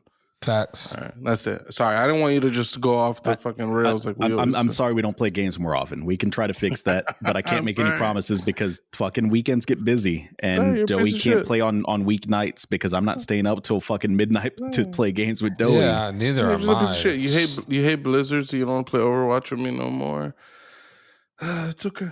It's whatever. I wish Blizzard had been spanked more, so I would feel comfortable like playing their games. You saw again. that the last woman lead just left the company too. You see that shit? Yeah. The story around that's also pretty crazy. Basically, they hired a bunch of women to kind of like do a makeover on their image, but they didn't change any of the problems that they had in studio. So all these women were just walking into harassment, walking into just That's pure so beast. toxicity. And they all left one by one complaining and all this stuff. Meanwhile, they're making excuses and all this bullshit. And now all that's it. The last, I think it was the last woman producer or lead or something like that. They're gone. So And they're back to square one with the one piece of shit in charge again. So And I think they're doing the Cosby thing where they're going to get off on some technicality with a fucking slap on the wrist. It was going to be a slap on the wrist either way, but it's like a lesser slap on the. It's like a one finger slap rather than a full hand slap. Finally, Bobby Kotick is taking like a minimal salary because for the past 5 to 10 years, that's like the one thing everybody's been saying is like, how do you have such drainage on like a company, but you're paying this guy like 30-40 million dollars a year for nothing? So he's finally taking like a $60,000 salary. I appreciate it. I appreciate it in some ways. I don't appreciate it because the motherfucker's already sitting on like, 200 million or something, whatever his net worth is. It's something crazy.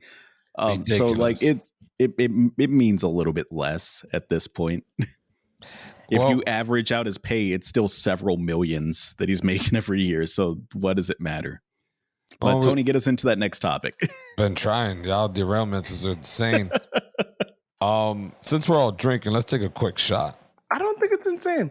I think you're not drinking. Yeah, Tony's not drinking at all. I'm glad you called it out. A second ago, he's like, shots. The fuck are you, the quarterback? He drank some water. So yeah, I don't want to take a shot right now. Nah, I want to take a shot with you. Let's do it right now. Do it, Tony. Right live. You gonna do a shot of water? What are you doing over there? Motherfucking air right now. Oh shit. No. That's a lot of spillage. Oh, he spilled. Look at this. Sober spillage? I need a bib. All right, just put the drink down. You don't even get a drink. Damn, I got my he's got drinking problems, just like Airplane. Oh wow, he pissed his pants. Fuck, he got that all over his crotch. I pulled Nah, let me stop. So yeah, you were leading us into the next topic. I was leading us into the next topic. To the promised land. To the best lands. Like Moses. Alcohol. To see, got the Hebrews out of slavery, took them to the promised land. Shadow Moses. Damn. Yeah, Metal Gear. Metal Gear Solid 1, greatest game of all time. Y'all should honestly put like trains right here just derailing, because that's what the fuck y'all do here. Y'all just fucking derail. Alcohol. You said we just went in a full circle. Shit. Like we hit a derail and then we derailed, and when we derailed again, you think we're back on the original rail right now? No. We're on the fucking I'm done. This is the one-up way. This is not the one-up way. This shit is the most aggravating way. This is some bullshit. As the Mandalorian would say, this is the way. This is the way. Yo, what are some alcohols that you guys would never fucking drink again? I'm talking about that shit just bad taste, whatever. What are those? I've got a good story. I've got a real good story. Like it. Okay, so everyone here knows my buddy Adam. Everyone that's listening doesn't know my buddy Adam. I don't care. He's my buddy Adam. He's a big old dude. Likes drinking. He likes shooting guns. Those are his two things. He likes hunting. He likes shooting. He's like a big teddy bear with big guns and like beer-o-matic. Yeah, got a big old beard, big bald head. A cool guy. We used to have crazy parties at his place. The craziest parties. Like shit would just go down. I'm not going to share a lot of those stories, but shit would go down at some of Adam's parties. There was one party in particular where we came up with a phrase that we called belligerently sober. And what was going on at this party is Adam and I were trying to drink and get drunk to get on the same level as everyone else at the party, and we could not. We were drinking the shittiest beer in the world. We were drinking like Natty Light or something, trying to catch up to everyone. And we each went through a 24-pack of beer, trying to catch up to everyone at the party. God. And we drank these beers, and we peed a lot. But we were like, fuck. Like we finished our case of beer each, and we looked at each other. I was like, he's like, are you sober enough to do it? Are you drunk enough to do what these people? Yeah. I was like, no, dude. I was like, I feel fucking completely sober. And we were like, what the fuck? And we were so annoyed by everyone else at the party. They were so annoying this night. They were so belligerently, obnoxiously drunk that we just didn't want to fuck with them. It was just the two of us hanging out that night because everyone else was so annoying at the party. Yeah, because you guys weren't drunk. Yeah, so he pops to his room. He tells me, he's like, you know what? He's like, I got something. He's like, I got the fix for this. And he pops to his room and he comes back with a bottle of Bullet bourbon. And we just start passing this bottle back and forth, just swigging straight out of the fucking bottle, just swigging this Bullet bourbon. And we got fucking shit faced. We got faced so bad that the party ended. And I was living at his place this time. I was living in his spare bedroom. I woke up in the middle of the night, like 5 o'clock in the morning, before I puked, and I made it to the bathroom. Adam was not so lucky. Adam woke up mid-puke in his bed, on himself, just blah, all over, like ruined his bed sheets. And I cannot drink Bullet bourbon to this day. We did go out the next day to Dave and Buster's, and we drank a lot of Bullet bourbon to try to like cure ourselves of this hate of Bullet bourbon. It did not work for me. I still can't drink Bullet bourbon to this day. To this day, Bullet bourbon makes my stomach like clench. That's disgusting. See, I had a similar, actually not a similar experience because it wasn't anything to do with being sober or whatever, but stomach clenching. I could drink pretty much anything. If it's an alcoholic beverage, I'll fucking drink it, unless it's fucking tequila.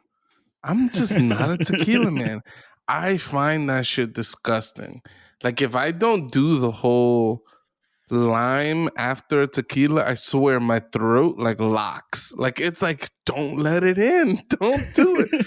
Dude, in college, I don't know what the fuck we were thinking, but we bought like a whole bunch of Coronas and we bought the cheapest tequila you could find. Oh no. I'm talking about the cheapest. The plastic bottle tequilas? Yes. It was a plastic bottle tequila, blue label. I was trying to look on the internet to see if I could find it. So I could be bad mouthing a tequila, but I think it's this bottle that I'm looking at called Four Freedoms. Should be called the Four Fucks because the shit destructed us. What we were doing was, first off, we were already drunk. We went to the liquor store to get Coronas because we wanted to pour tequila into our Coronas. We got to the house and we fucked up. We bought a box of Coronitas. These idiots. Oh, these are the fucking little ones. We were so mad. We went back to the liquor store, took the Coronitas back, came back with the Coronas, dude. And then we just start like pouring like 2 shots of tequila into each of these Coronas and just chugging them. And it actually tasted fantastic. It tasted good. It tastes good. There's a lot of joints here in Austin that they make frozen margaritas, and they have a little Coronita bottle like jammed into it. Yeah. Yeah, it tasted great. I remember thinking like, "Oh man, this is good." We had some Pizza Hut. It was just a good night. We had fun. You know, it was all good. And then, like Mateo said, I woke up in the middle of the night. My cousin E is my witness because he was there and he got fucked up with us. That night was a disaster. It was an absolute disaster. I'm just trying to remember. Before I went to sleep, my wife was in Las Vegas, and her only request was, don't throw up on the carpet. My roommate, he had so much liquor, so much pizza. His head is doing this. He's just sitting, he's just doing this one. So for the audio listeners, I'm just rotating my head like an idiot, right? Yo. And then I'm like, oh my God, he's going to barf any second now. And I'm like, yo, go to the bathroom. No, I'm good. Go to the bathroom. No, I'm good. And then he's like, and he's like heaving. So then I grabbed his head and I started like pushing it forward because we're sitting like on the dining table. So I'm trying to push his face so that he could throw up like on the table. But he's like resisting my push because he's sitting in front of the pizza. I guess he didn't want to throw up on the pizza. I'm like, I don't give a fuck. I don't want you to throw up in the carpet. That's He crazy. pulls back. He throws up all over like his chest, his stomach, and then of course on the carpet. So then we had to clean that up. Someone went in the bathroom and threw up in the sink. In the That sucks. sink. That And story, then one of that story I was just telling about the bullet bourbon, I'm pretty positive that was the same night that someone puked in the sink and stopped it up.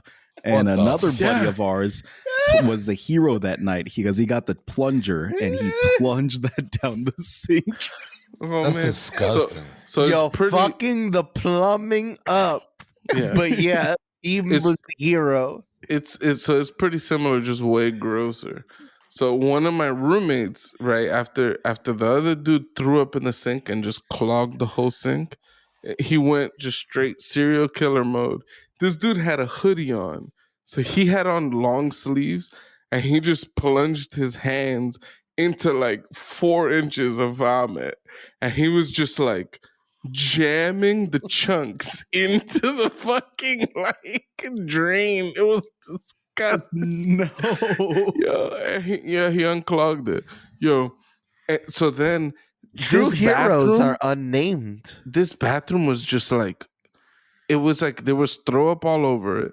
Drunk people try to clean it, but it wasn't like clean. It was still like little chunks of vomit all over the bathroom. It was fucking disgusting. Anyways, fast forward, I wake up in the middle of the night.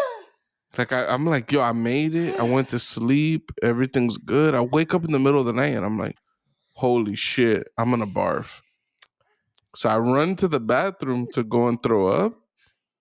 I make it to the bathroom. Everything's perfect. I start throwing up. Oh, and it starts coming out the other hole. Now I'm shitting my pants. And I'm like, this is a fucking disaster. Like, That's what you get for having Pizza Hut on top of bad tequila. we were poor, Mateo. It was rough times. Yo, Yo. Pizza Hut was my first job. I can guarantee you got some sort of bacteria. Yeah. So yeah, after that, I was so grossed out by what occurred. We had 2 bathrooms. I was so grossed out by what I just did in the one bathroom that I was like, damn. I went to the puke bathroom to take a shower. Like that's how fucked up like my mindset was. So then yeah, I walked across the whole house, my fat ass, butt booty naked. My cousin, he wakes up, pin drop. I'm talking about like if you go like he'll like snap up like ready to kill you. So of course I walk. He didn't hear me wake up. He didn't hear me going to throw up. He hears me walk out the bathroom butt ass naked. He looks at me. He's like, "You good, Pooch? What the fuck?" I'm like, "Nah, son, I'm fucked." And then I just walked across the house, took a shower, came back to the bed, and fell asleep. But that was a fucking disaster, and it just solidifies. I want nothing to do with tequila. That shit, especially tequila in a Corona. I'm good. It ain't happening. I'm done with it. I know. Yo, I went shot for shot with somebody, and it ended my fucking relationship with a person. just me going shot for shot with someone else ended an entire relationship. What were you drinking? I was drinking Jameson, the IPA. Damn. Shit, that shit ended an entire relationship. What were they drinking? I don't even remember. Should be like some But- bullshit, like Fireball, some weak ass shit. Hennessy shots. That's Hennessy rough. shots. He was doing Hennessy and I was doing Jameson because I was like, I can't do this Hennessy shit. I'm like, just give me my own poison. A mistake was made. Yeah. Nah, but I think mine is also tequila, but 151 is something that was the first off. This is the first alcohol or any type of substance I've ever had At 16 years old, working at a movie called City Place, I drank a whole bottle with a coworker of mine because he got it. I don't know. He bought it from a store or whatever. He got this bottle, and we're in the back hallways of the movie theaters drinking this shit.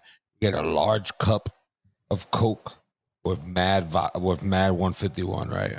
But then this shit is good. By the time I realized that we were still working and we only had 2 hours left of our shift, I was drunk. I was so drunk. Wait, what time did your shift end before you know you were fucked? 11, And your shift ended when? 12. Okay, that's not too bad. It is. When for 4 hours I was just drinking. Is this you working at? Is this you working at the movie theater? Is it one of those? Yes. Okay. And So before you continue, I just want to give a shout out to the producer / seducer, He the used to work Movieco there. master. Yeah, I used to go to Movieco. Sometimes he used to be working tickets. He'd get me in for free. Sometimes he was working concessions, and he'd be like, "Yo, B, they count the cups, so you got to bring the cup back." But he would give me a cup of soda. He'd be like, "Yo, here's the thing of popcorn. You got to bring it back." Like, but yeah, I just used to get free, fire. No Shout free out- candy. You can't get away with the free candy, but the free popcorn. shots. Free soda. shots to Felix because not Damn, only You feel me? Yeah, the producer / seducer, I'm sorry, my brother, but he also worked at fucking GameStop. I got free shit all the Wow, time. At now we're GameStop. snitching on GameStop shit. You are Yo, just fuck GameStop. These you niggas are- suck. You are a Tekashi 6ix9ine ass nigga right now. Fuck AMC. Fuck GameStop. Fuck all these assholes. Cheers to fucking that. Also, how cool is this shot glass that I got? By the way, no one's commented on this shot glass, and I'm a little sad. I just I saw it right now for overboard. the very first time. I I haven't seen this overboard. before. It's What are you drinking? That looks like lemonade. It is. Nigga some ain't been deep- drinking lick. Nigga ain't been some- drinking lick. You weak. Bitch, you Some- drinking Look, water. you seen his face? You're not drinking shit. I got some Deep Eddy lime, is what I'm drinking. Deep Eddy lime. Is I've that never heard of alcohol? Yeah, it's lime flavored vodka. Oh. Kudos to you, Mateo. It's good shit. I poured a shot for like 15 people. This nigga's a dick. it. That's terrible. So who's I up was still, this time? I was Joey? still, I was still talking. So Oh, go it's for it, 11 man. o'clock. So 11 Your o'clock. shift ends at shift midnight. ends and at you've been drinking midnight, for hours. and there's like 5 movie theaters that need to be clean. So me, as a respectable employee, I grabbed my broom, I grabbed my dustpan, I threw away the alcohol bottle, went down to the storage closet, put my broom and my dustpan up on the hanger, and clocked out and went home. Came in the next day to work. They asked me specifically, "Hey, Jose, what happened last night?" The cleaning crew said that 5 of the movie theaters weren't clean. There was still trash everywhere. I was like, "Are you serious, bro? Those fucking kids went back in there again?" He's like, wait. He was like, "What kids?" I was like, "Bro, there was these fucking kids running around to the movie theater." And I was like, "Yo, you guys, there's no movie here. You guys got to get out." They had mad shit on them, and I don't know what the fuck they were doing. He's like, "Are you serious?" I'm like, "Yeah, bro. You thought I didn't clean? You thought I didn't do my job, bro?" Wow, bro. You know what? I'm just gonna go home today. I don't feel like working today. He's like, no, man. I'm sorry. This and that. I'm like, all right, man. I was like, all right, whatever, bro. I go. This man brings this coworker of mine brings another bottle. We get drunk. I'm talking about 2 hours into my shift, and I'm gone completely. I go into the movie theater, and the one I'm cleaning, and I go to sleep. I fall asleep. Not only am I in my work uniform, I am asleep, and people are coming to watch a movie, and I am sleeping in the fucking movie theater. I slept through the whole movie theater, bro. The cleaning crew came in there and was like, "Yo, how long have you been in here?" I was like, "Yo, what time is it?" They were like, "Yo, it's 10 o'clock at night." I was like, "I've been in here for 5 hours." Yo, They were like, "What?"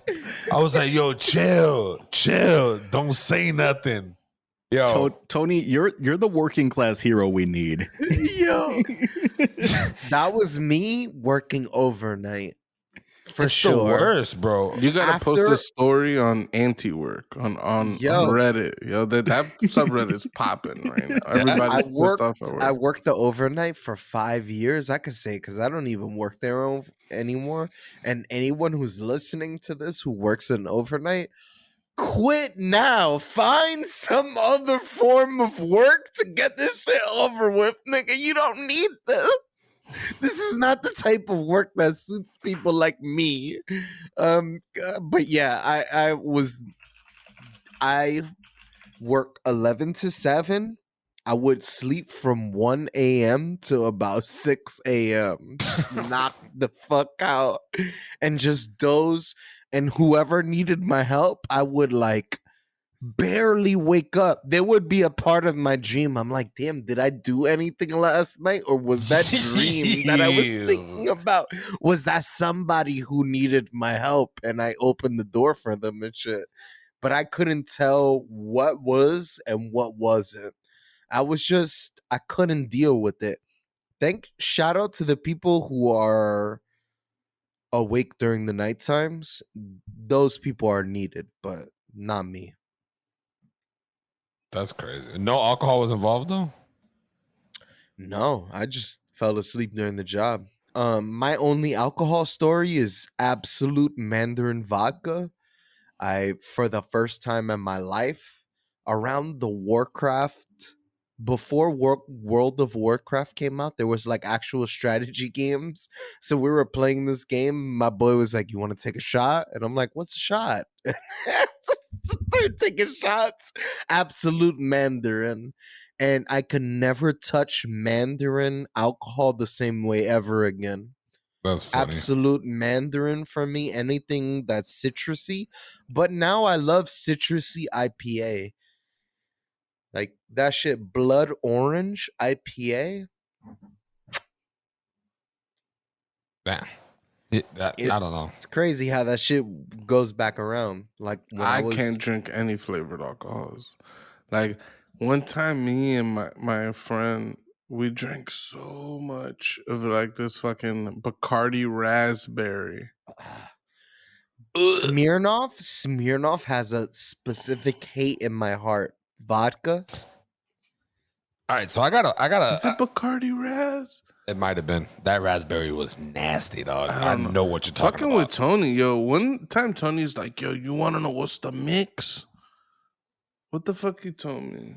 It's a rum, a white rum, Bacardi Superior. We caught Bacardi Superior and mixed it with ginger ale. Yeah, I did that. I've done that like 4 times in my life, and all 4 times I wake up to me vomiting in shock. I remember one time I was in shame. I immediately jumped out of bed, threw up on my way to the bathroom, and I'm in the shower, and I felt like that scene again. You know, I ain't got no hate for nobody. But that scene in fucking Ace Ventura when he finds out that Einhorn is a man and he's like doing the shame shower, like he's showering in the bathroom, but he's like shameful. He's curls up. That's how it was. I was like curled up into a little ball in the shower and vomiting in the shower. It was terrible. He found out that Einhorn is a trans woman. I was quoting the movie. But sure. His quote in the movie is definitely that she's a man. But Finkel is Einhorn. Einhorn is Finkel. I feel like Finkel was probably just living his truth, living her truth. I'm not gonna lie. Alcohol has been the worst and best part of my life. Also, I mean, Einhorn was hot. I would have made out with Einhorn. Live your best truth. Cheers. Is that a sloth on your shot glass there? That's a fresh Yes, shot sir. glass. I see. You I didn't see the. I see, finish that shot, nigga. That shit still had liquids in it. Let's that's not a be fresh shot glass. He just bought that. Look at that. It's still got the price label on the bottom. Anyways, like I was saying, Him with the guilt trip. the hell's wrong with this guy? He's dying over there. Doughboy is now dancing on He's the on back that of his one chair. kid. That one kid who was fucking dying from the alcohol. This But is he just from wouldn't give up. He just in kept the dancing. club, right? Yeah. Pura Vida, Costa Rica. I hate that pura vida. Everybody. Niggas who have pura vida shit are dicks. Is that a sloth or is that not a sloth? It looks It like is a sloth. sloth. It's a sloth. Do sloths come from Costa Rica? I don't know. Hmm. I don't know where I got this from, but somebody from who went to Costa Rica gave this to me, and now I'm taking a shot out of it How does it still have the price on the bottom of it? because I keep all the prices on that shit. Who am I? Do you have Kinda- do you have the tag on that hat you're wearing right now? Nigga wants to take those return off that shit. immediately. Can we talk about that? Is that a side topic about like That is why a people side keep topic. like labels on like the shit they buy, Because like they the want to little like return the. it. That's It's what a it is. take them combination. all off. It's a combination of maybe they want to return it, but also they want to show you how much they spent on something. Yes. So like when their shirt shows $150, they want you to see, I'm wearing a shirt. You might have noticed it. You might not have, but you noticed the price tag. You know what I'm saying? That's what they're going. Shit's for. really tacky. It is tacky. I agree, 100%. A lot of things in the hood is tacky, but you know we did those things growing up. Well, it's like keeping For those little sure. It's like keeping those little holographic stickers like on your fitted, right? Because that proves that it's a real fitted. It can't. Yep. It's legit. It's not a bootleg one I got down at the Yes. flea market or something. The Polga or something. It's a real fucking fitted. You got For the sure. reflective gold sticker that says "New Era." That shit is saying your hat is official. Doughy's hat, Fugazi. We ain't fucking I with took it. them off. We're gonna clown Doughy later. Like Facts. that's I that's took how that them works. off. They had them originally. This is a 59.50. Where's the hologram, dude? I don't see a hologram on that. Fine, I took it off when I found If it ain't it. hollow, it ain't real low. Wow. Damn, that's that Fugazi. That's that. You got that Fugazi, nigga. Also, can we talk about Wugazi? Because Wugazi is one of my favorite things in the world. Y'all ever fuck with Wugazi? I don't What even know the what fuck that is that? Okay, so Fugazi is actually they're like a punk rock band, right? Wugazi is this punk rock band. They took a lot of their instrumental stuff they did because a lot of their songs are very instrumental, but they mix them with like Wu-Tang Clan albums. Ooh. And they're called Wugazi, and they're fucking amazing. Like their combination of the two is so fucking good. I get so mad when people don't send me these things originally. I'm like, how come you didn't send me this? I'll send you. He's this. jealous I and he's did- upset yeah, that you're he- bringing this on pod and not early I'll- enough for him to talk I'll about send our it your way music because podcast. they did an entire album. It's the 13 Chambers Wu-Tang Clan album. Yo, and it's RZA, fucking Liquid amazing. Swords, RZA Liquid Swords might be like the creation of like my brain was like, oh shit, hip hop. It was so good. I'll tell you what. Going back to the topic with the alcohol, like I was saying, it's the best and the worst thing in my life, other before my child and all that. I'm saying like just going out and hanging with people. There's so many fights and discreps that happen with alcohol that the next day it's so funny. Like for example, I'm gonna keep people's names out of it as best I can, but I was drinking. Just don't say him. Yeah, I was drinking at my boy's house, and it was a weekend getaway. We were all having a good time, getting drunk or whatever. And the Pucho was with me. It was actually at his house. I thought we were just keeping names on. No, the name of the people. You and me are fine. And an incident happened to where my T-shirt that I had That's the best. Yo, my T-shirt that I had, right? We got drunk. I think that night we had like 2 bottles of Jameson, the gallons, right? I don't know. You We had a mean lot to drink. a lot. And we did the whole Harold and Kumar thing. We don't got a White Castle, but we went to Crystal's and we got a lot of the little mini burgers. Shots. Gives you diarrhea and shit. That's as close as you can get in So- Florida. Yeah. So I took off my shirt some point of the night and I put it by the closet where the air mattress is at. Mhm. Throughout the night, you know, there was a bunch of us there, 4 or 5 of us there, you know, couples and shit. I was solo. And Whoa, hold. Did you just throw a beer bottle across the room? no, it was It's that plastic. plastic Plastic. salt or whatever the hell that shit Yeah. is. I was like, holy shit, that's a bold ass move. So Not that bold.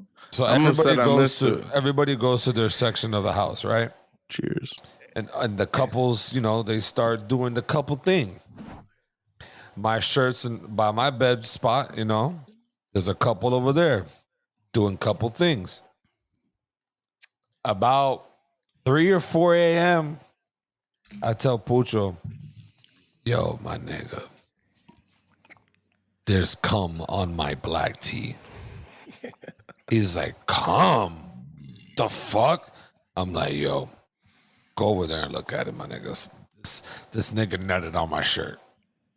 No, Yo, my I nigga. opened this shirt and that shit looked like Spider-Man shot mad fucking webs at this.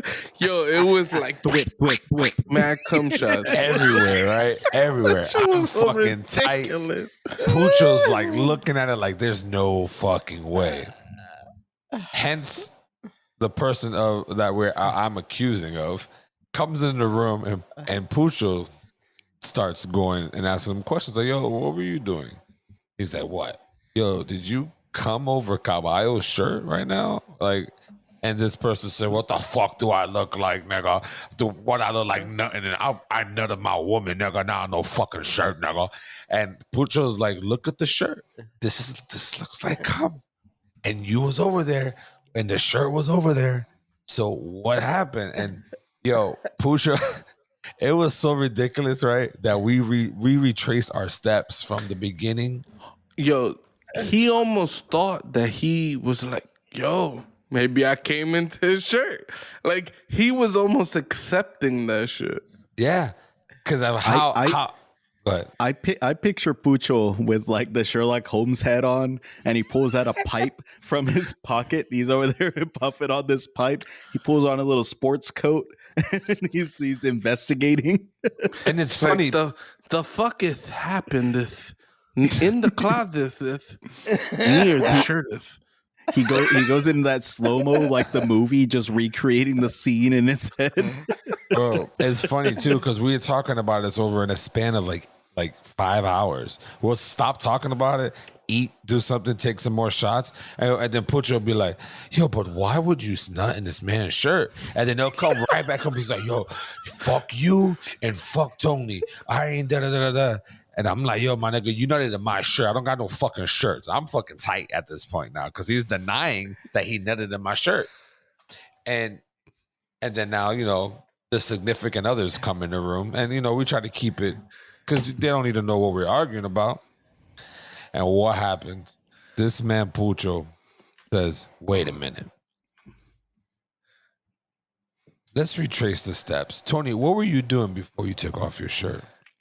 I was like, I remember I was sitting on the stairs. Having sex. No, I was by myself. I had nobody. I was not having any type of sex. I was on the stairs, and I remember I was so drunk that I got emotional over something. And Pucho was there with me. So I blew my And- nose into my shirt. And Pucho was like, yo, Tony. And he said it kind of quietly. So the person who was accused for the past several hours didn't hear yet. And he was like, yo, you blew your snot into your shirt. And I sat there with a thinking emoji, right? I was like, dude, oh shit. And it hit me. I'm an asshole. This man never nutted in my shirt. That's my snot. And then instantly I said, well, to myself, I was like, we should just keep it going and leave it as is. He's already said, my bad. What's the point now to even tell him what really happened? So he got The up. story at that point was basically he busted his nut, he touched his dick, and just happened to touch the shirt on the way out, and that's where all the nut came from. That was, Facts. yo, the sad part about this, right? Men were raised in a very toxic manner. Very. And the very few instances where we could show emotion is A, intoxicated, and maybe not A and B, but sorry, because I'm saying we have to be intoxicated in addition to ideally being just around the homies. Like you don't want to be crying in front of women. You don't want to cry. Facts. You don't even want to cry in front of some people. Like you know, there's a circle of people that you're willing to kind of put yourself out there. Let people see the you know what's underneath, I guess. I think Yeah. I've been raised wrong because I don't have those barriers. I think you've been raised right then. I'm an emotional guy, and sometimes my emotions spill over, and I have a heart that's full and it's full of love, and I don't feel shame about showing that. Like I think it's good to show that. I love all three of y'all. I love every single one of y'all on this podcast. Y'all are some of my best friends. I love this. Like I was alluding to earlier, I love everything about this. Same. And I don't have a lot of shame there. I consider y'all my brothers. I accept any of the stupid shit that I do, and I accept any of the weird shit that I do around y'all because I consider y'all family almost. Shots to that bitch. Shots. Not even almost. I do consider y'all family. I mean, I go over there and I go over there, you know, just it's me. I mean, Tony would love to share this Mateo drunk story, and we can share that on the podcast. I'm completely fine with that because I just want a blurbly me just. Butcher, you finish your thought. I'm gonna share. I'll share that blackout drunk story that Tony's been wanting me to share for 40 episodes, basically. No, for sure. And I think it's easy as years have gone by. When we were raised very. I mean, I grew up Catholic, so homophobia was like ingrained. So like telling another man like yo I love you was one of the ultimate no-nos, right? Mm-hmm. As I've grown up, as I've gotten older, I've been more and more comfortable with that. I'm not even talking about telling people that you love them. It's more like telling people what you're sad about and weeping and crying and things of that nature. Basically where I was getting at was basically Tony was crying like a fucking baby because the conditions were met that it's okay to cry here, and we were having conversations that were deep. You know what I'm saying? We grew up. You see him still being dismissive of this, even though we all 100%. are in agreement that this is this is not an unmanly thing. It's honestly, I think it's a manly thing. I think it's a manly thing. I cried like a baby that night. I think it's a manly thing to be able to be that open with your friends. I think that is one of the most brave things you can do in the world is to be that open with your friends, that emotionally open with your 100%. Friends. I think that's a very brave act. Yeah. Like Tony tried to downplay the situation when he was telling the story earlier, but the reality is we were talking about a ton of things that are difficult for us, right? The loss of family members, the loss of some of our best friends. Like, you know, when you grow up in the hood, like people get killed, people go to jail, people die in a lot of different ways. And we're raised to that shit is normalized. What you're raised, as Tony said, to swallow that shit. That too. No, exactly. That shit is normal. Like things that I never thought were insane. Like I remember talking to some of my friends from college, right? Some people didn't grow up like that. And just just telling a story as simple as like, yo, when a fight would break out, like, what would you do? I'm like, yo, I would go to the fight. I want to see who's fighting. I want to see what's happening. And Yeah. and to hear them say, I would move away from the fight. Like, I wouldn't want to be caught in the crossfire. And I was like, what what? Are you a fucking alien? You don't want to see a fight? And they're like, that's like the Coliseum. Like, what are they, gladiators? And I'm like, I guess I'm a fucking barbarian. Like We yo, wanna and see it's that just shit. like, yo, people are raised so fucking different. It's Yeah. insane to me. But yo, we're taught from a very young age, don't display your feelings and things like that. So I thought it was really cool that like, as we've gotten older, amongst our friends group, it's been something we've been more comfortable with. I'm not saying that we're 100% showing ourselves, but at the minimum, like, I've seen everybody cry at this point. And that's a huge fucking thing, To this day, you start chanting "fight, fight, fight." I'm still gonna go line up in that circle and watch that 100%. fight. 100%. But speaking about alcohol, the first time I ever drank with y'all, the first time I ever met y'all, actually, because I knew Dowie for years and years and years. I knew the rest of y'all, but I've known Dowie the longest. But the first time I ever met y'all no, that's not true. That's not the second first time I time, met y'all in second, yeah. person, because we all met in New York before that. But the first time I met y'all in person in y'all's home state, like in y'all's territory, I wasn't used to the way y'all drink, and it was way different because in my group, you pour shots and then everyone does a shot, and then when the pouring happens is when the next shot happens. Y'all have a different method. Y'all have a method where you pour shots and you drink them at your pace, and you pour your next shot and then you just sit on it for a little bit. I didn't realize that was the thing. So y'all poured me a new shot and I was like, oh, it's time to take shots again. Let me take a shot. And then my shot glass went down and then it got filled again. I was like, oh shit, what is happening here? These guys either have the craziest alcohol tolerance in the world, or I'm just a lightweight. I was like, it's one of the two. So I took that shot and then my shot glass was immediately full again. I was like, what the fuck? So I took that one and then I put it down and then y'all filled it up again. I was like, what the fuck is happening here? So in the span of the first 3 hours drinking with y'all, where y'all took maybe like 10 shots or something like that, right? And that's Pucho's fault, by the way, because Pucho's the poor. That's so if he Pucho sees it, loves doing that. He doesn't do it for that reason though. I took at the minimum, I took double those shots because I kept shooting them and then Pucho kept pouring them. I was like, what is the rhythm here?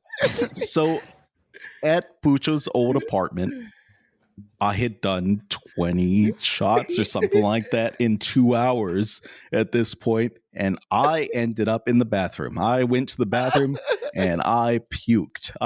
All inside his toilet. I tried to puke as carefully as I could so I wasn't making a mess, but I puked all inside his toilet. I was a mess. And then I came back out and I did one more shot and then I passed out.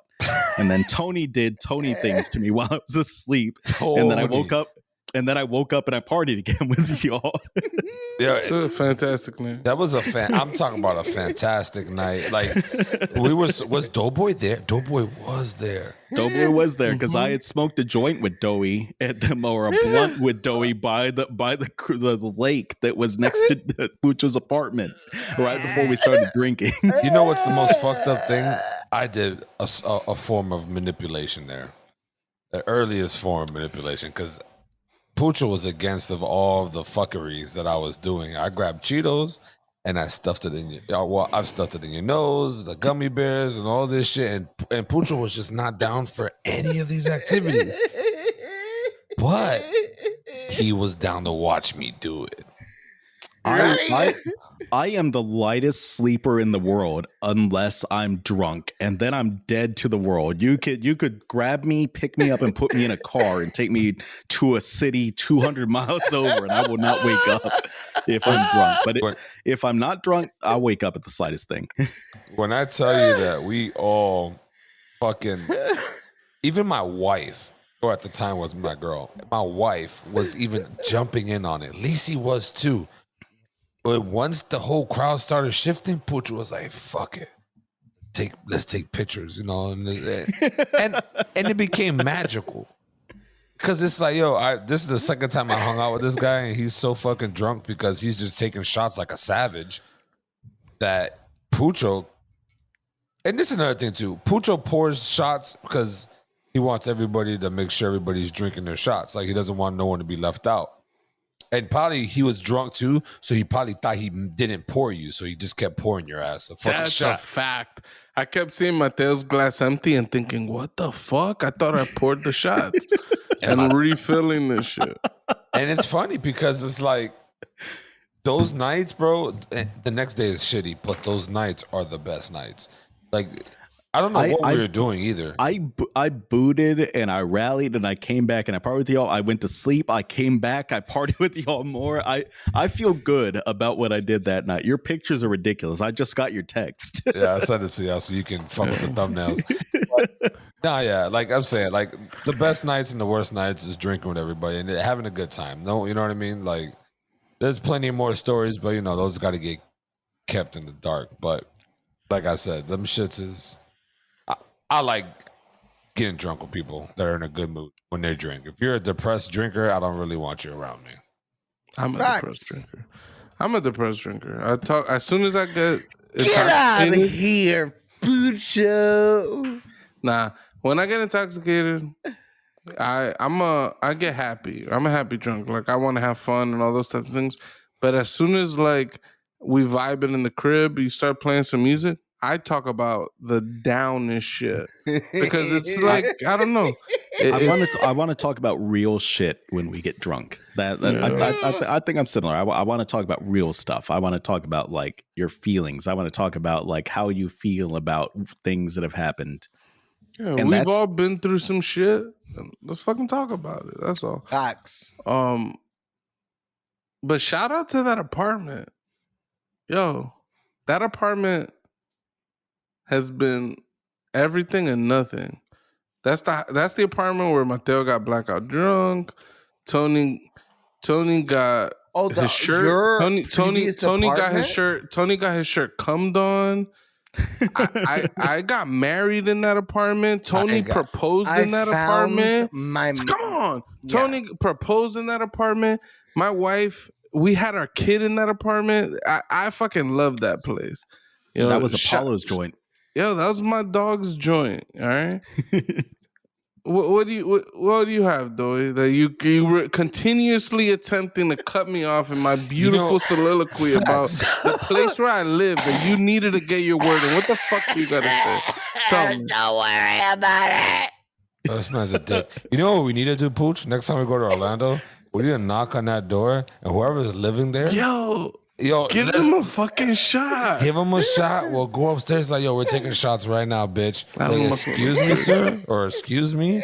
Shut up, bitch. Take the shot. We're going upstairs. Non-alcoholic house. And they're going to be a bunch of Mormons. They're going to be like, hey, have you heard the good word about our Lord Jesus Christ, our Savior? But that house has a lot of good memories.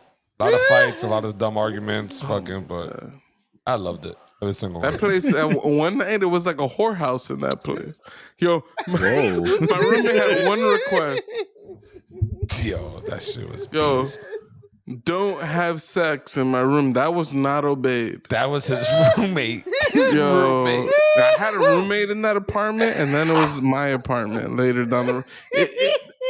It was a lot of growth. You know what I'm saying? It was like the transition from the college years to the adult years. There was a lot of growing up done there. There was a lot of wronging, but you grow. There's growth. Yeah, one request. Yo, just whatever you do, don't fuck in my room, all right? In his room And I or in feel his bed? bad. in his room. It might have even been in his bed. I don't even remember. It was not obeyed. It's I know that. I remember definitely he in felt his wrong. bed. Yo, That I don't goes- even. I never lived in a roommate situation, but I'm not the person. I would have had sex as bad. Yo, I apologize to Wait. our audio listeners because I have no idea what Joey just I don't said. know I what think he he had said sex either. in that That man's bed- bed. Is that bed made? Can I come home and present myself as someone else? Then that bed is getting made love in.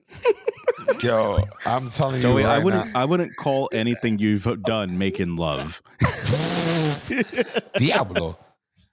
That room has been That's a thing. that room has been violated by several people several times that night. And when I tell you that he came home and the people were just finishing up, oh, that shit. As soon as I saw him come up some stairs and his bedroom door was shut and there was people in there, I fucking Oh laughed. my God. I mean, Tony's. This is a brand new memory. I don't remember it being that crazy. I think they were coming out and he just like came. It just happened. I remember there and I was sitting there with a face like, this nigga's tight. He goes in his room, he comes back out and looks at all of us. I don't know what he did after that, but he went right back in his room. He knew niggas was fucking in that room. I mean, he yelled at me and other people. He was like, "I made one request, one request." and I think even Pucho went in there and fucked too. And he has his own Stop fucking it. room. Oh, I love the wow. man to death. All right, it's still one of my best people. He's a good guy. He's a Dolphins fan, but he's a good guy. Damn. Okay, Tony, get us out of here. I think we've Oh exhausted shit! our Yeah, we topics for fucking the night. exhausted. This is what happens when we all drink together, guys. We just fucking just keep rambling on. Final shots for the road, boys. Damn. You need to stop with all this shot talk, Mr. Water. Why don't for the shots of the road, why don't you go and get the queen? Come on. Shit Yeah, is- do something for her. Shots for the road, You've dude. done nothing. Nothing. nothing. As For Dewey our audio Cox- listeners, Tony is very begrudgingly walking over to get a bottle of whiskey that he hates, and he's gonna pull it straight into the gullet. And he's wearing like crimson. Yo, bright as nobody red. understood it today. I said I'm so hungry. Put food into my gullet. Yeah, no Nobody one knows what that understood. word means except for Tony. Straight into the gullet. I need food into my gullet. Look at how angry Tony's face. He hasn't even taken the shot yet, and he looks furious. He's gonna have the angriest sleep of his life after taking this shot. Is that a shotgun case? Shot glass. buck. You put a, Shot, right? No, you weren't. Yeah. It's right to here. to all our listeners.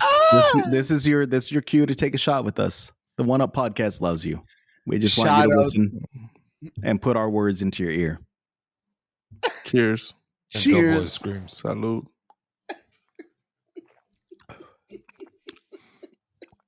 We didn't do any of our normal shout outs this episode, but I think Tony's going to fix that once he's done dying from this terrible whiskey that he's drinking. I start him off. To all of our One Up Podcast listeners, all you people clicking on our videos and liking them, looking for this hot and ready content. Tony, take it away. These beautiful fucking vids. All Like and these- subscribe. Okay. We're on Facebook. We're on Instagram. We're on YouTube. We're about to be on Spotify, Apple, Anchor, and all the podcast services around the fucking world. Okay. We got that fire spirit. We're The on Angels Fire. We're on Stumble Upon. We're on Zynga. We're on MySpace. Put it like this to the people. Mi Gente, Black Planet. Y'all don't remember all these social media websites before social media websites? They were crazy. We're on Grinder. E-Bombs World. We're on eFucked. He fucked it was fire. That was the As the sober one here, let me take over now.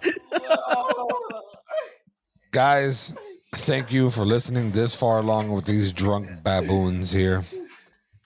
And as I always end it, go one up yourself.